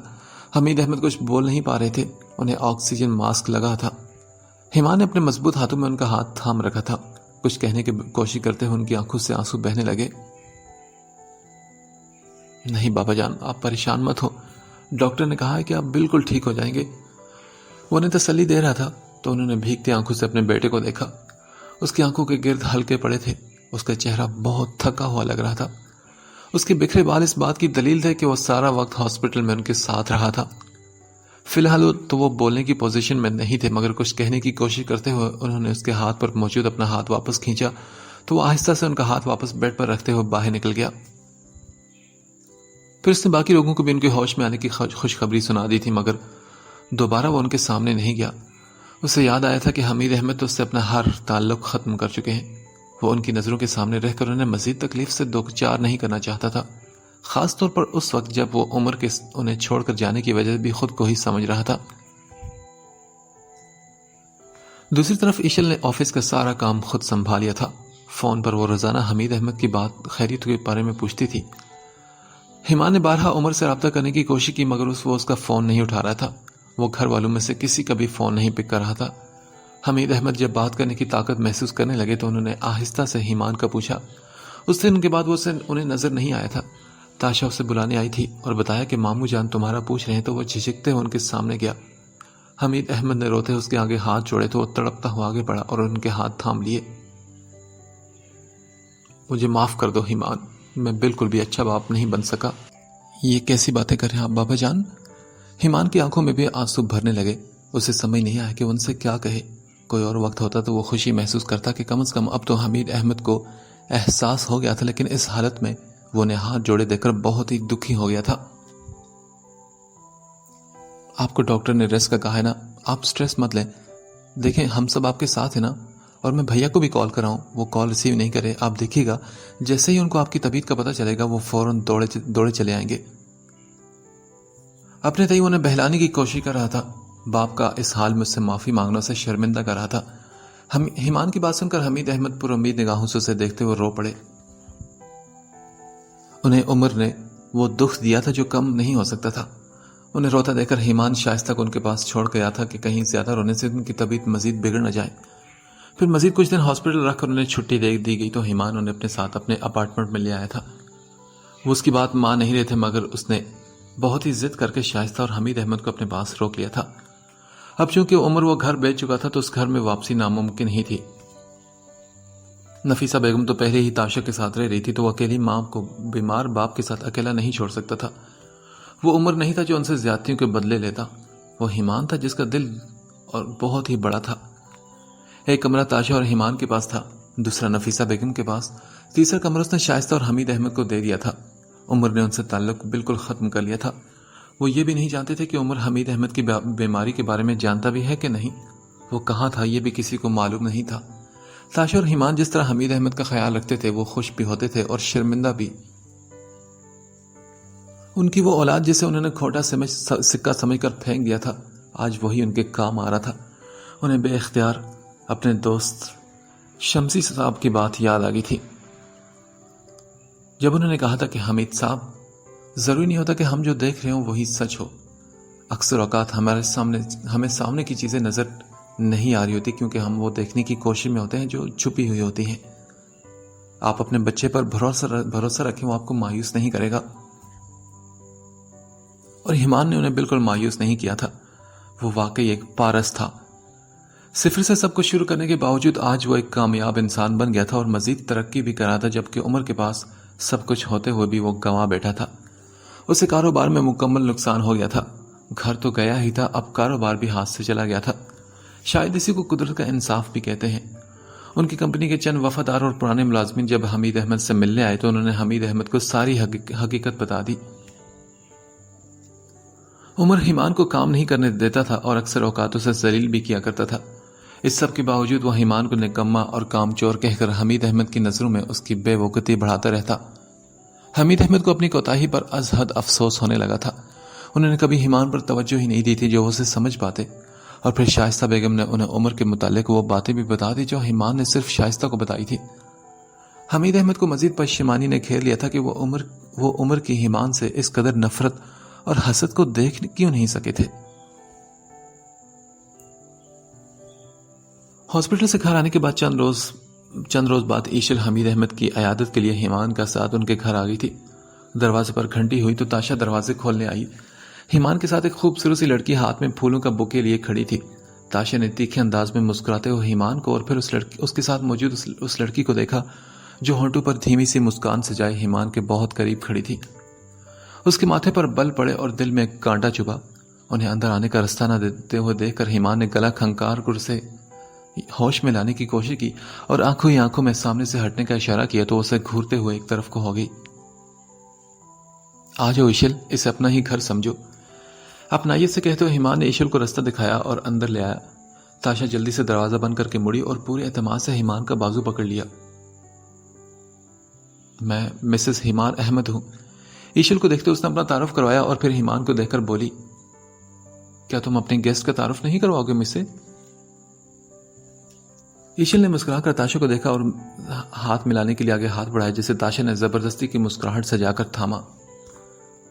میں ایشل ہوں، ایمان کی پارٹنر. اس کا نام سن کر تاشا کو بے ساختہ ایشل کے ساتھ فون پر ہونے والی بات یاد آ گئی. پارٹنر اینڈ باس. ایمان نے اس کی معلومات میں مزید اضافہ کیا. یہ کہتے ہوئے ایمان اور ایشل نے ایک دوسرے کو دیکھا اور دوستانہ انداز میں مسکرائے تو تاشا کی نظر ان دونوں کی ایک ایک حرکت پر تھی. بہت اچھا لگا آپ سے دوبارہ مل کر، ایشل نے تاشا سے کہا تو وہ چونک اٹھی. ایمان نے کہا، دوبارہ؟ بالکل، ہم پہلے یونیورسٹی میں ملے تھے. ایشل نے بتایا اور پھر تاشا کی طرف مڑ کر بولی، آپ کا نام تاشا ہے نا؟ English department? ایشل نے اسے یاد کروانے کی کوشش کی۔ ان دنوں وہ حجاب میں تھی، تبھی تاشا اسے فوراً پہچان نہیں پائی، جبکہ وہ تاشا کو دیکھتے ہی پہچان گئی تھی۔ تاشا کو ایک دم وہ دن یاد آ گیا۔ ایمان آنکھیں چھوٹی کر کے تاشا کو دیکھنے لگا۔ گھبرا تو وہ بھی ایک دم گئی تھی۔ ہاں، وہ کسی کام سے گئی تھی۔ تاشا نے بہانہ بنایا تو ایمان مشکوک نگاہوں سے تاشا کو دیکھتے ہوئے ایشل کو حمید احمد کے پاس لے گیا۔ تاشا ایمان سے نظر چرا رہی تھی، جس کا مطلب تھا کہ وہ ضرور کچھ چھپا رہی ہے۔ ایشل کچھ دیر بیٹھی رہی اور ایمان کے گھر والوں سے باتیں کرتی رہی اور پھر چائے وغیرہ پی کر چلی گئی۔ شائستہ اور نفیسہ اسے کھانے کے لیے روکتی رہی، مگر وہ زیادہ دیر رکی نہیں۔ ایمان تاشا سے ان دونوں کی پہلی ملاقات کے بارے میں پوچھنے کے لیے پر تول رہا تھا، جبکہ تاشا جان بوجھ کر اسے موقع نہیں دے رہی تھی، مگر آخر کب تک وہ اسے نظر انداز کرتی؟ رات میں جب ایمان اور تاشا کو تنہائی میسر آئی تو بالآخر ایمان نے اس سے پوچھ لیا، تاشا تم ایشل سے کب ملی تھی؟ تاشا رات کے پہننے والے کپڑے نکال کر باتھ روم کی طرف بڑھنے لگی تو ایمان نے اسے بازو سے پکڑ کر روکا۔ میں چینج کر کے آ جاؤں پھر بتاتی ہوں۔ اس وقت تو بہانہ کام کر گیا۔ اس نے آدھے گھنٹے سے بھی اوپر وقت لگایا۔ اندازہ تھا کہ ایمان انتظار کرتے کرتے سو چکا ہوگا۔ وہ چپ چاپ باہر نکلی اور دوسری طرف بیڈ پر آ کر لیٹ گئی۔ ایمان اسے سویا ہوا ہی لگ رہا تھا۔ آ گئی تم؟ اب بتاؤ کہ تم ایشل کو کیسے جانتی ہو؟ اندھیرے اور خاموشی میں اس کی گھمبیر آواز گونجی تو تاشا نے دہل کر دل پر ہاتھ رکھا۔ ایمان، یہ کوئی وقت ہے سوال کرنے کا؟ وہ اسے ٹالنے کی کوشش کرنے لگی، مگر وہ بھی اپنے نام کا ایک ہی تھا۔ بالآخر تاشا نے ہار مانتے اسے سب بتا دیا۔ کتنی دیر تک وہ اس کی باتیں سن کر ہنستا رہا۔ یعنی تم میری جاسوسی کر رہی تھی، اور وہ بھی عرصہ کے لیے؟ واو فنی۔ ایمان کی بات پر تاشا نے منہ پھلاتے اس کے بازو پر تھپڑ مارا۔ ہنسو مت تم عرصہ کو اگنور کر رہے تھے، اور پھر اس نے پوچھا کہ تمہیں کوئی اور پسند ہے تو تم نے انکار بھی نہیں کیا، تو میں نے سوچا پتہ چلا لوں کہ کون ہے وہ لڑکی۔ اچھا، تو پھر پتہ چل گیا تمہیں؟ وہ بڑی مشکل سے ہنسی روک کر بولا، ویسے اگر تم کہو تو میں اس سے شادی بھی کر لیتا ہوں، وہ بہت مشکل وقت میں میرے کام آئی ہے۔ اس کا ارادہ تاشا کو چھیڑنے کا تھا، مگر وہ سنجیدگی سے اسے دیکھنے لگی۔ اب کیا ہوا، بولو نا؟ اسے خاموش پا کر ایمان نے پوچھا۔ ایمان، اگر تم اسے شادی کرنا چاہتے ہو تو میں تمہیں روکوں گی نہیں۔ اچھی لڑکی ہے وہ، اور اس نے تمہارا بہت ساتھ بھی دیا ہے۔ شاید وہ تمہیں مجھ سے بھی زیادہ چاہتی ہے۔ آخری بات اس نے آہستہ سی کہی، مگر ایمان وہ بھی سن چکا تھا۔ اس کے لہجے میں نہ جانا کون سا احساس تھا، وہ سمجھ نہیں سکا۔ ایمان کو اس سے اس قسم کے جواب کی بالکل امید نہیں تھی۔ تاشا تو اب اسے اکثر حیران بھی کر دیتی تھی اپنی باتوں سے۔ کچھ دیر وہ خاموشی سے اسے دیکھنے لگا۔ ایشل کی آنکھوں میں اس کے لیے محبت صاف نظر آتی تھی، اور اس کے یہاں تک پہنچنے میں بھی اس کا بہت ہی بڑا ہاتھ تھا۔ اگر یہ سب اس نے محبت میں نہیں کیا تھا تو پھر نہ جانے کیوں کیا تھا۔ اگر تاشا اس کی زندگی میں نہ ہوتی تو وہ ایشل کو اپنانے میں اتنا نہ سوچتا۔ ایک عرصہ تھی جو ایمان سے محبت کا دعویٰ کرتی تھی، مگر اس کی وجہ سے ایمان کو ذلت کا سامنا کرنا پڑا، اور ایک ایشل تھی جس نے مشکل وقت میں اس کے کام آ کر اس کی پریشانیوں کو دور کرنے کی کوشش کی، اور آج بھی اس کے ساتھ کھڑی تھی۔ لیکن وہ جانتا تھا کہ تاشا اس کا بٹوارہ کبھی برداشت نہیں کرے گی۔ اسے ایشل سے وہ محبت نہیں تھی جسے وہ تاشا سے کرتا تھا، مگر وہ ایشل کے جذبوں کی دل سے قدر کرتا تھا۔ اگر وہ میرے دل میں نہ ہوتی تو میں اس بارے میں ضرور سوچتا۔ یہ کہتے اس نے تاشا کو اپنی پناہوں میں بھر لیا۔ اس کے الفاظ کی سچائی میں چھپے شرارتی پن کو وہ محسوس کر گئی تھی، اور اس بات نے اس کا مان مزید بڑھا دیا تھا۔ ویسے یہ وہی لڑکی ہے جس کے ساتھ میں روزانہ لنچ بھی کرتا ہوں۔ ایمان نے اسے پھر سے جلانے کی کوشش کی تو وہ ہولے سے مسکرا کر بولی، تم اس کے ساتھ ڈنر بھی کر سکتے ہو، میری طرف سے تمہیں اجازت ہے۔ نہ جانے کس جذبے کے تحت وہ بولی تو ایمان ایک مرتبہ پھر اس کے جواب پر حیران ہوا۔ سوچ لو، یہ نہ ہو کہ بعد میں تمہیں شکایت ہونے لگے کہ اب میں لنچ کے ساتھ ساتھ ڈنر بھی باہر کرنے لگا ہوں۔ کچھ دیر تک اس کے جواب کا انتظار کرتا رہا، مگر مکمل خاموشی پا کر اس نے تاشا کا چہرہ دیکھنے کی کوشش کی تو آنسوں کی ایک جھڑی اس کے چہرے پر چمکتی ہوئی نظر آئی۔ ارے کیا ہوا یار، میں مذاق کر رہا تھا۔ اتنی خوبصورت بیوی کے ہوتے ہوئے میں کیوں باہر ڈنر کرنے لگا؟ لنچ تو مجبوری ہے، لیکن پکا وعدہ ڈنر تو تمہارے ساتھ ہی کیا کروں گا۔ وہ اسے چپ کرانے کی کوشش کر رہا تھا، جبکہ تاشا نے مزید اس کے سینے میں اپنا سر چھپا لیا۔ تاشا کو لگا کہ اب وہ ایمان سے محبت نہیں بلکہ عشق کرنے لگی ہے۔ چند دن بعد ایمان کو چند مخصوص ذرائع سے خبر ملی کہ عمر کی کمپنی دیوالیہ ہو چکی ہے. اسے پیسوں کی سخت ضرورت تھی. اس نے گھر بیچ کر جو رقم کاروبار میں لگائی تھی وہ بھی ڈوب گئی تھی. ایمان جانتا تھا کہ عمر کاروبار کو لے کر کتنا حساس تھا، مگر اس نے ایمان پر الزام لگا کر ایاز کی چوریوں پر جو پردہ ڈالا وہی اس کے نقصان کا باعث بنا تھا. اپنے خلاف سارے ثبوت مٹا کر ایاز نے عمر کی کمپنی چھوڑ کر رائیول کمپنی کو جوائن کر لیا تھا. اس مشکل وقت میں وہ کس قدر پریشان ہوگا ایمان کو اندازہ تھا. اس لیے اس نے حمید احمد سے بات کرنے کی ٹھانی. بابا جان، آپ بھیا کو معاف کر دیں. میں جانتا ہوں کہ آپ کو ان پر غصہ ہے، لیکن آپ اب بھی ان سے اتنا ہی پیار کرتے ہیں جتنا پہلے کرتے تھے. مجھے یہ بھی پتا ہے کہ آپ روز ان کو یاد کرتے ہیں. میں نے بہت بار ان سے رابطہ کرنے کی کوشش کی مگر وہ مجھ سے بات نہیں کرتے. لیکن اگر آپ ان سے بات کریں تو وہ منع نہیں کریں گے. پلیز بابا جان، آپ بھیا کو معاف کر کے انہیں واپس بلا لیں. کمپنی دیوالیہ ہو گئی ہے اور انہیں ہماری مدد کی ضرورت ہے. ایمان کی بات سن کر حمید احمد حیرت میں ڈوب گئے تھے. ان کی آنکھوں میں نمی تیرنے لگی. انہیں بے اختیار اپنے دوست کی باتیں پھر سے یاد آئی تھی. عمر نے اس کے ساتھ اتنا کچھ کیا تھا مگر وہ تو یوں بھلا بیٹھا تھا جیسے کچھ ہوا ہی نہ ہو. تاشا کو بھی اس کھلے دل پر غصہ آ گیا تھا. کچھ غصہ اسے اریبہ پر بھی تھا. وہ ایمان پر بگڑ کر بولی، تمہیں کیا ضرورت تھی مامو جان سے عمر بھائی کے بارے میں بات کرنے کی؟ ان کے ساتھ جو کچھ ہو رہا ہے نا، ان کی اپنی کرنے کا پھل ہے. انہوں نے تمہارے ساتھ کیا کچھ کیا تم بھول گئے کیا؟ تم پر جھوٹا الزام لگایا اور تمہیں گھر سے نکالا انہوں نے. تاشا کی بات پر ایمان نے اس کے غصے بھرا چہرہ دیکھا اور پھر کہا، میں کچھ بھی نہیں بھولا تاشا، لیکن میں انہیں معاف کر چکا ہوں. وہ میرے بڑے بھائی ہیں، میں انہیں تکلیف میں نہیں دیکھ سکتا. تاشا،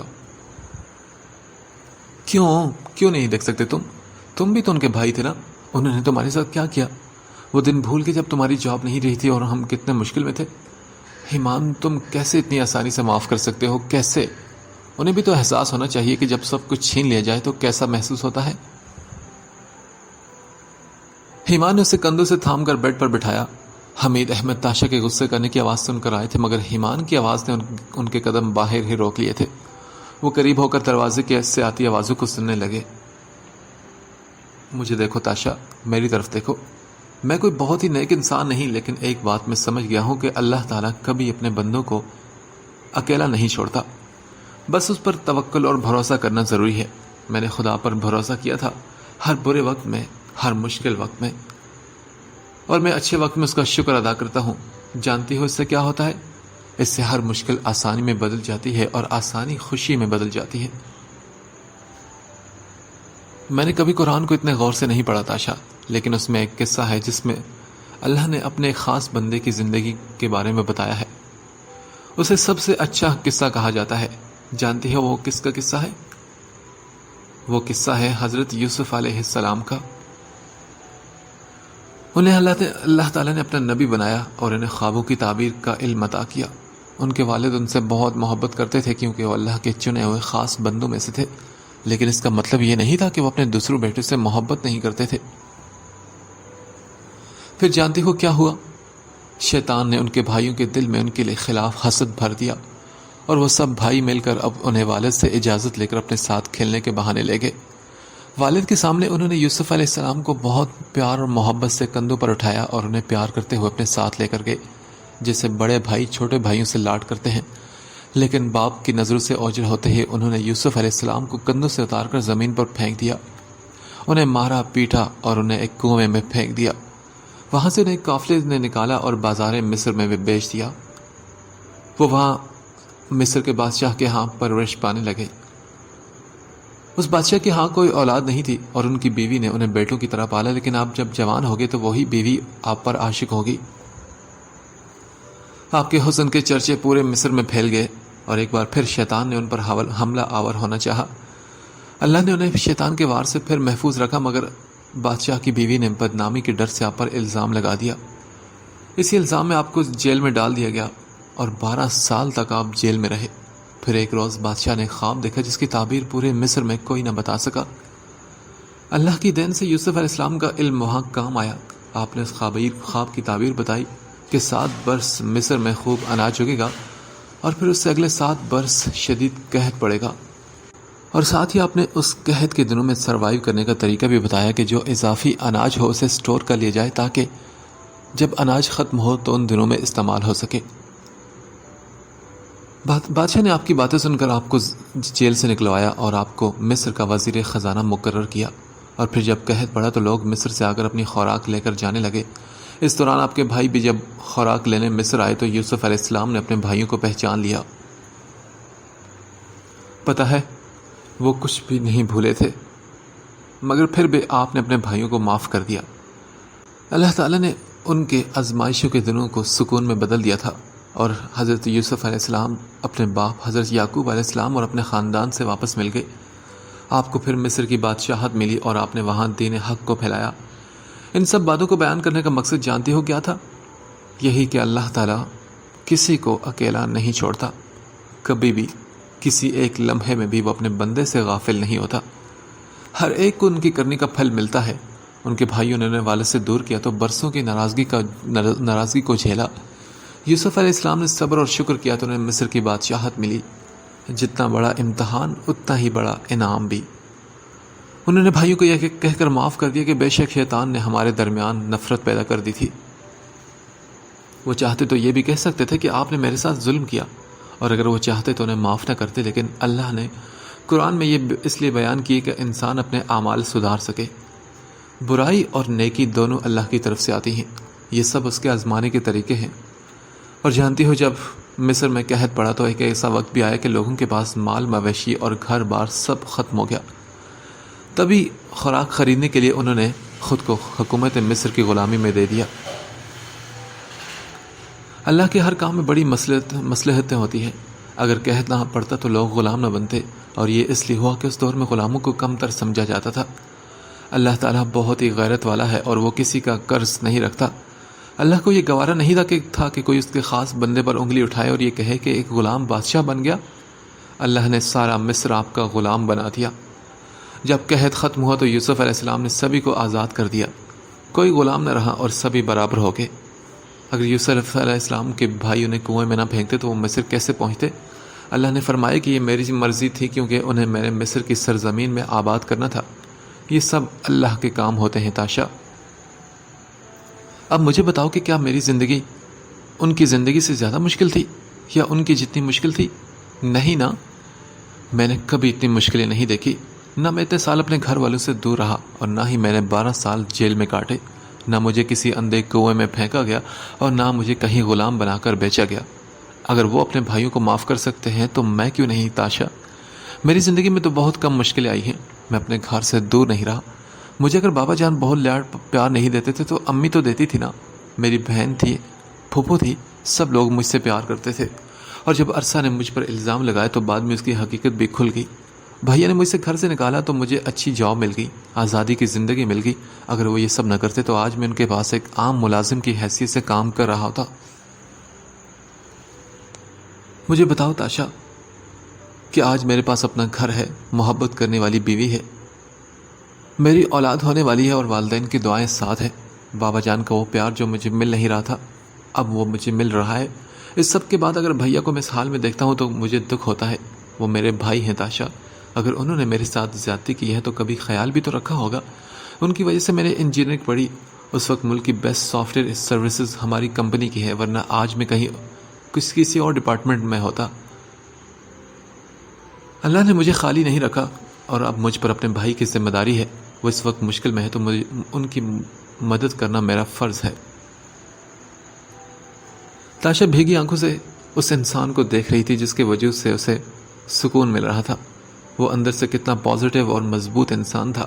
تاشا نے اس کے آگے ہتھیار ڈالتے اس کے کندھے پر اپنا سر ٹکایا تو وہ مسکرایا اور اپنے بازو اس کے گرد باندھ دیا۔ حمید احمد بھی اپنے کمرے میں واپس آ چکے تھے۔ ان کا چہرہ آنسو سے تر تھا۔ ان کے دوست شمسی صاحب نے صحیح کہا تھا کہ ان کا یہ بیٹا روشن پیشانی والا ہے۔ اس نے انہیں رسوا نہیں ہونے دیا اس دنیا میں، اور نہ ہی وہ آخرت میں رسوا ہونے دے گا۔ اس کی جتنی وہ حق تلفی کر چکے تھے وہ انہیں معاف کر چکا تھا۔ شائستہ بیگم سو رہی تھی اس وقت۔ اگر وہ انہیں اس حال میں دیکھتی تو وہ بہت پریشان ہو جاتی۔ وہ زندگی میں اتنا کبھی روئے نہیں تھے۔ پھر انہوں نے وضو کیا اور اللہ کے حضور سجدہ کیا جس نے انہیں حیمان جیسا بیٹا عطا کیا تھا۔ حمید احمد، عمر اور ایمان تینوں اس وقت ایک ریسٹورانٹ میں بیٹھے تھے۔ عمر کے چہرے پر شرمندگی تھی مگر وہ خود کو شرمندہ ظاہر نہیں کرا تھا۔ ایمان نے بڑے پاپڑ بیل کر اسے ملنے پر راضی کیا تھا۔ بابا جان آپ لوگ بات کریں، میں ایک ضروری کال کر کے آتا ہوں۔ ایمان بہانہ بنا کر اٹھ کر چلا گیا۔ وہ جانتا تھا کہ اس کے سامنے عمر کبھی بات نہیں کرے گا۔ حمید احمد آنکھوں میں نمی لیے اسے دیکھ رہے تھے۔ کتنی دیر وہ خاموشی سے بیٹھے رہے اور پھر عمر کی مدھم سی آواز ابھری، بابا جان مجھے معاف کر دیں، میں نے آپ کا بہت دل دکھایا ہے۔ عمر کے کہنے پر حمید احمد کرسی سے اٹھے اور اسے اپنے برابر کھڑا کر کے گلے سے لگا لیا۔ وہ ان کا لاڈلا بیٹا تھا، اب وہ اس سے مزید ناراض نہیں رہ سکتے تھے۔ کچھ دیر آنسو کی زبان میں باتیں ہوتی رہی، پھر ماحول کا احساس کر کے وہ آنسو پر کنٹرول کر کے دوبارہ اپنی سیٹوں پر بیٹھ گئے۔ حمید احمد نے اپنے آنسو صاف کیے اور ایک لفافہ عمر کی طرف بڑھایا۔ ایمان نے مجھے کہا ہے کہ یہ میں تمہیں دے دوں۔ یہ کیا ہے بابا جان؟ گھر اور کاروبار میں ایک چیز تمہاری تھی اور ایک ایمان کی، مگر تم نے دونوں ہی لے لی۔ یہ پیسے ایمان نے دیے ہیں۔ انہوں نے لفافے کی طرف اشارہ کیا۔ ایمان نے مجھ سے کبھی کچھ نہیں مانگا۔ اس نے کہا کہ اسے جائیداد میں کچھ نہیں چاہیے، سب کچھ میں تمہیں دے دوں، مگر میرے پاس اب دینے کے لیے کچھ بچا ہی نہیں، اس لیے ایمان نے خود ہی مجھے یہ رقم دے دی۔ لیکن بابا جان یہ نہیں عمر، بس تمہارے جانے کے بعد ایمان ہم نے اپنے ساتھ لے گیا تھا۔ مجھے ہارٹ اٹیک آیا تھا، شاید تمہارا اس طرح روٹ کر جانا برداشت سے باہر تھا میری۔ ایمان نے تم سے بہت کانٹیکٹ کرنے کی کوشش کی، اب بھی وہ جانے کیسے تمہیں منا کر یہاں لے آیا ہے۔ انہوں نے ایمان کی جانب نگاہ کی جو ریسٹورنٹ سے باہر فون کان سے لگائے خود کو باتوں میں مصروف ظاہر کر رہا تھا۔ عمر ڈبڈبائی آنکھوں سے انہیں دیکھتا رہا، اس سے کچھ بولا ہی نہیں جا رہا تھا۔ شرمندگی کے باعث اس کی آنکھیں بھی نہیں اٹھ رہی تھی۔ اس کے ساتھ میں نے کبھی وہ بیہیویئر نہیں رکھا۔ تم مجھ سے کہتے تھے کہ کہیں لاڈ پیار میں وہ بگڑ نہ جائے اور میں نے اس پر بہت سختی کی۔ عمر میری نیت غلط نہیں تھی، مگر میں نے کبھی سوچا نہیں کہ تمہارے ساتھ تو کبھی سختی نہیں کی۔ میں نے ہر نیا اور ہر مہنگا کھلونا تمہیں لا کر دیا، ہر وہ چیز جس کی تم نے خواہش کی تمہیں لا کر دی۔ اب مجھے یہ شوق تھا کہ میرے بچے سب سے ذہین ہوں، لیکن یہ بات بہت دیر سے سمجھ میں آئی کہ ذہانت کا تعلق نمبروں اور گریڈ سے نہیں ہوتا۔ عمر جانتے ہو، جب تاشا نے مجھے ساری حقیقت بتائی تب میں بہت حیران ہوا تھا۔ وہ تم سے عمر میں چھوٹا ہے، لیکن اس نے جس طرح تاشا کو بچانے کے لیے کسی کے علم میں لائے بغیر سارا معاملہ خود ہی سنبھال لیا، مجھے تو ابھی تک سوچ کر حیرت ہوتی ہے۔ ہم سبھی جانتے تھے کہ تاشا کا اور اس کا شروع دن سے ایک دوسرے کے ساتھ کیسا سلوک تھا۔ تاشا میری بھانجی ہے، لیکن مجھے سے بہت محبت ہے۔ اس کی آنکھ میں میں ایک آنسو بھی نہیں دیکھ سکتا، اس لیے میں ہمیشہ ایمان کے ساتھ زیادتی کرتا رہا۔ کئی مرتبہ تو میں جانتا بھی تھا کہ قصور تاشا کا ہے، ایمان کا نہیں، مگر پھر بھی میں نے اسے ہی مارا، اس لیے کہ کہیں ایک مرتبہ تاشا کو یہ نہ لگے کہ وہ یتیم ہے اور اس کا خیال رکھنے والا کوئی نہیں۔ مگر سب کا خیال سوچتے ہو مجھے اس لڑکے کا خیال کبھی نہیں آیا۔ جانتے ہو کیوں؟ کیونکہ وہ چپ چاپ میری مار کھا لیا کرتا تھا۔ اور پتہ ہے کل جب اس نے مجھے یہ لفافہ دیا اور کہا کہ میں تمہیں دے دوں، تب اس نے مجھ سے یہ بھی کہا کہ تمہیں یہ نہ بتاؤں کہ یہ پیسے اس نے دیے ہیں، ورنہ تم نہیں لوگے۔ جانتے ہو اس کے یہ الفاظ مجھے وہ بات سمجھا گئے جو اس کے بارے میں ساری زندگی میں جان نہیں پایا۔ تمہیں میں یہ اس لیے بتا رہا ہوں کہ اگر تمہیں یہ لگتا ہے کہ وہ تمہارے ساتھ زیادتی کرتا تھا یا اس نے تمہاری حق تلفی کی تھی تو ایسا بالکل نہیں عمر۔ جتنا حق اس کا مارا گیا ہے، اگر تم اس کی جگہ ہوتے تو 2 دن بھی برداشت نہ کر پاتے۔ تم اولاد ہو میری، مجھے تم سے بہت زیادہ محبت ہے عمر، لیکن اب میں ایمان کے ساتھ مزید ناانصافی نہیں کرنا چاہتا۔ یہ پیسے تم رکھ لو، اس نے بہت ہی مان سے دیے ہیں۔ جب کبھی باپ کی یاد آئے تو فون کر لینا، اس سے زیادہ اب میں تمہیں کچھ اور نہیں دیکھ سکتا۔ تم نے میرا بہت ساتھ دیا ہے عمر، لیکن ایمان کے ساتھ کی گئی زیادتیوں میں سب سے زیادہ حصہ بھی تمہارا ہے۔ اگر ہو سکے تو اس سے معافی مانگ لینا، وہ تمہیں معاف کر چکا ہے، لیکن اس کے سامنے اپنی غلطیوں کا اعتراف کرو گے تو اسے خوشی ہوگی۔ عمر نے سب جاننے کے بعد پیسے لینے سے انکار کر دیا تھا۔ وہ ان سے شرمندہ تھا۔ اس نے انہیں بتا دیا تھا کہ وہ اریبہ کے ساتھ امریکہ جا رہا ہے۔ وہاں اریبہ کا بھائی رہتا تھا جس نے عمر کو وہاں ایک اچھی جاب ڈھونڈ کر دے دی تھی۔ کاروبار تو نیلام ہو ہی چکا تھا، لیکن اب وہاں جا کر ایک نئی زندگی شروع کرنا چاہتا تھا وہ۔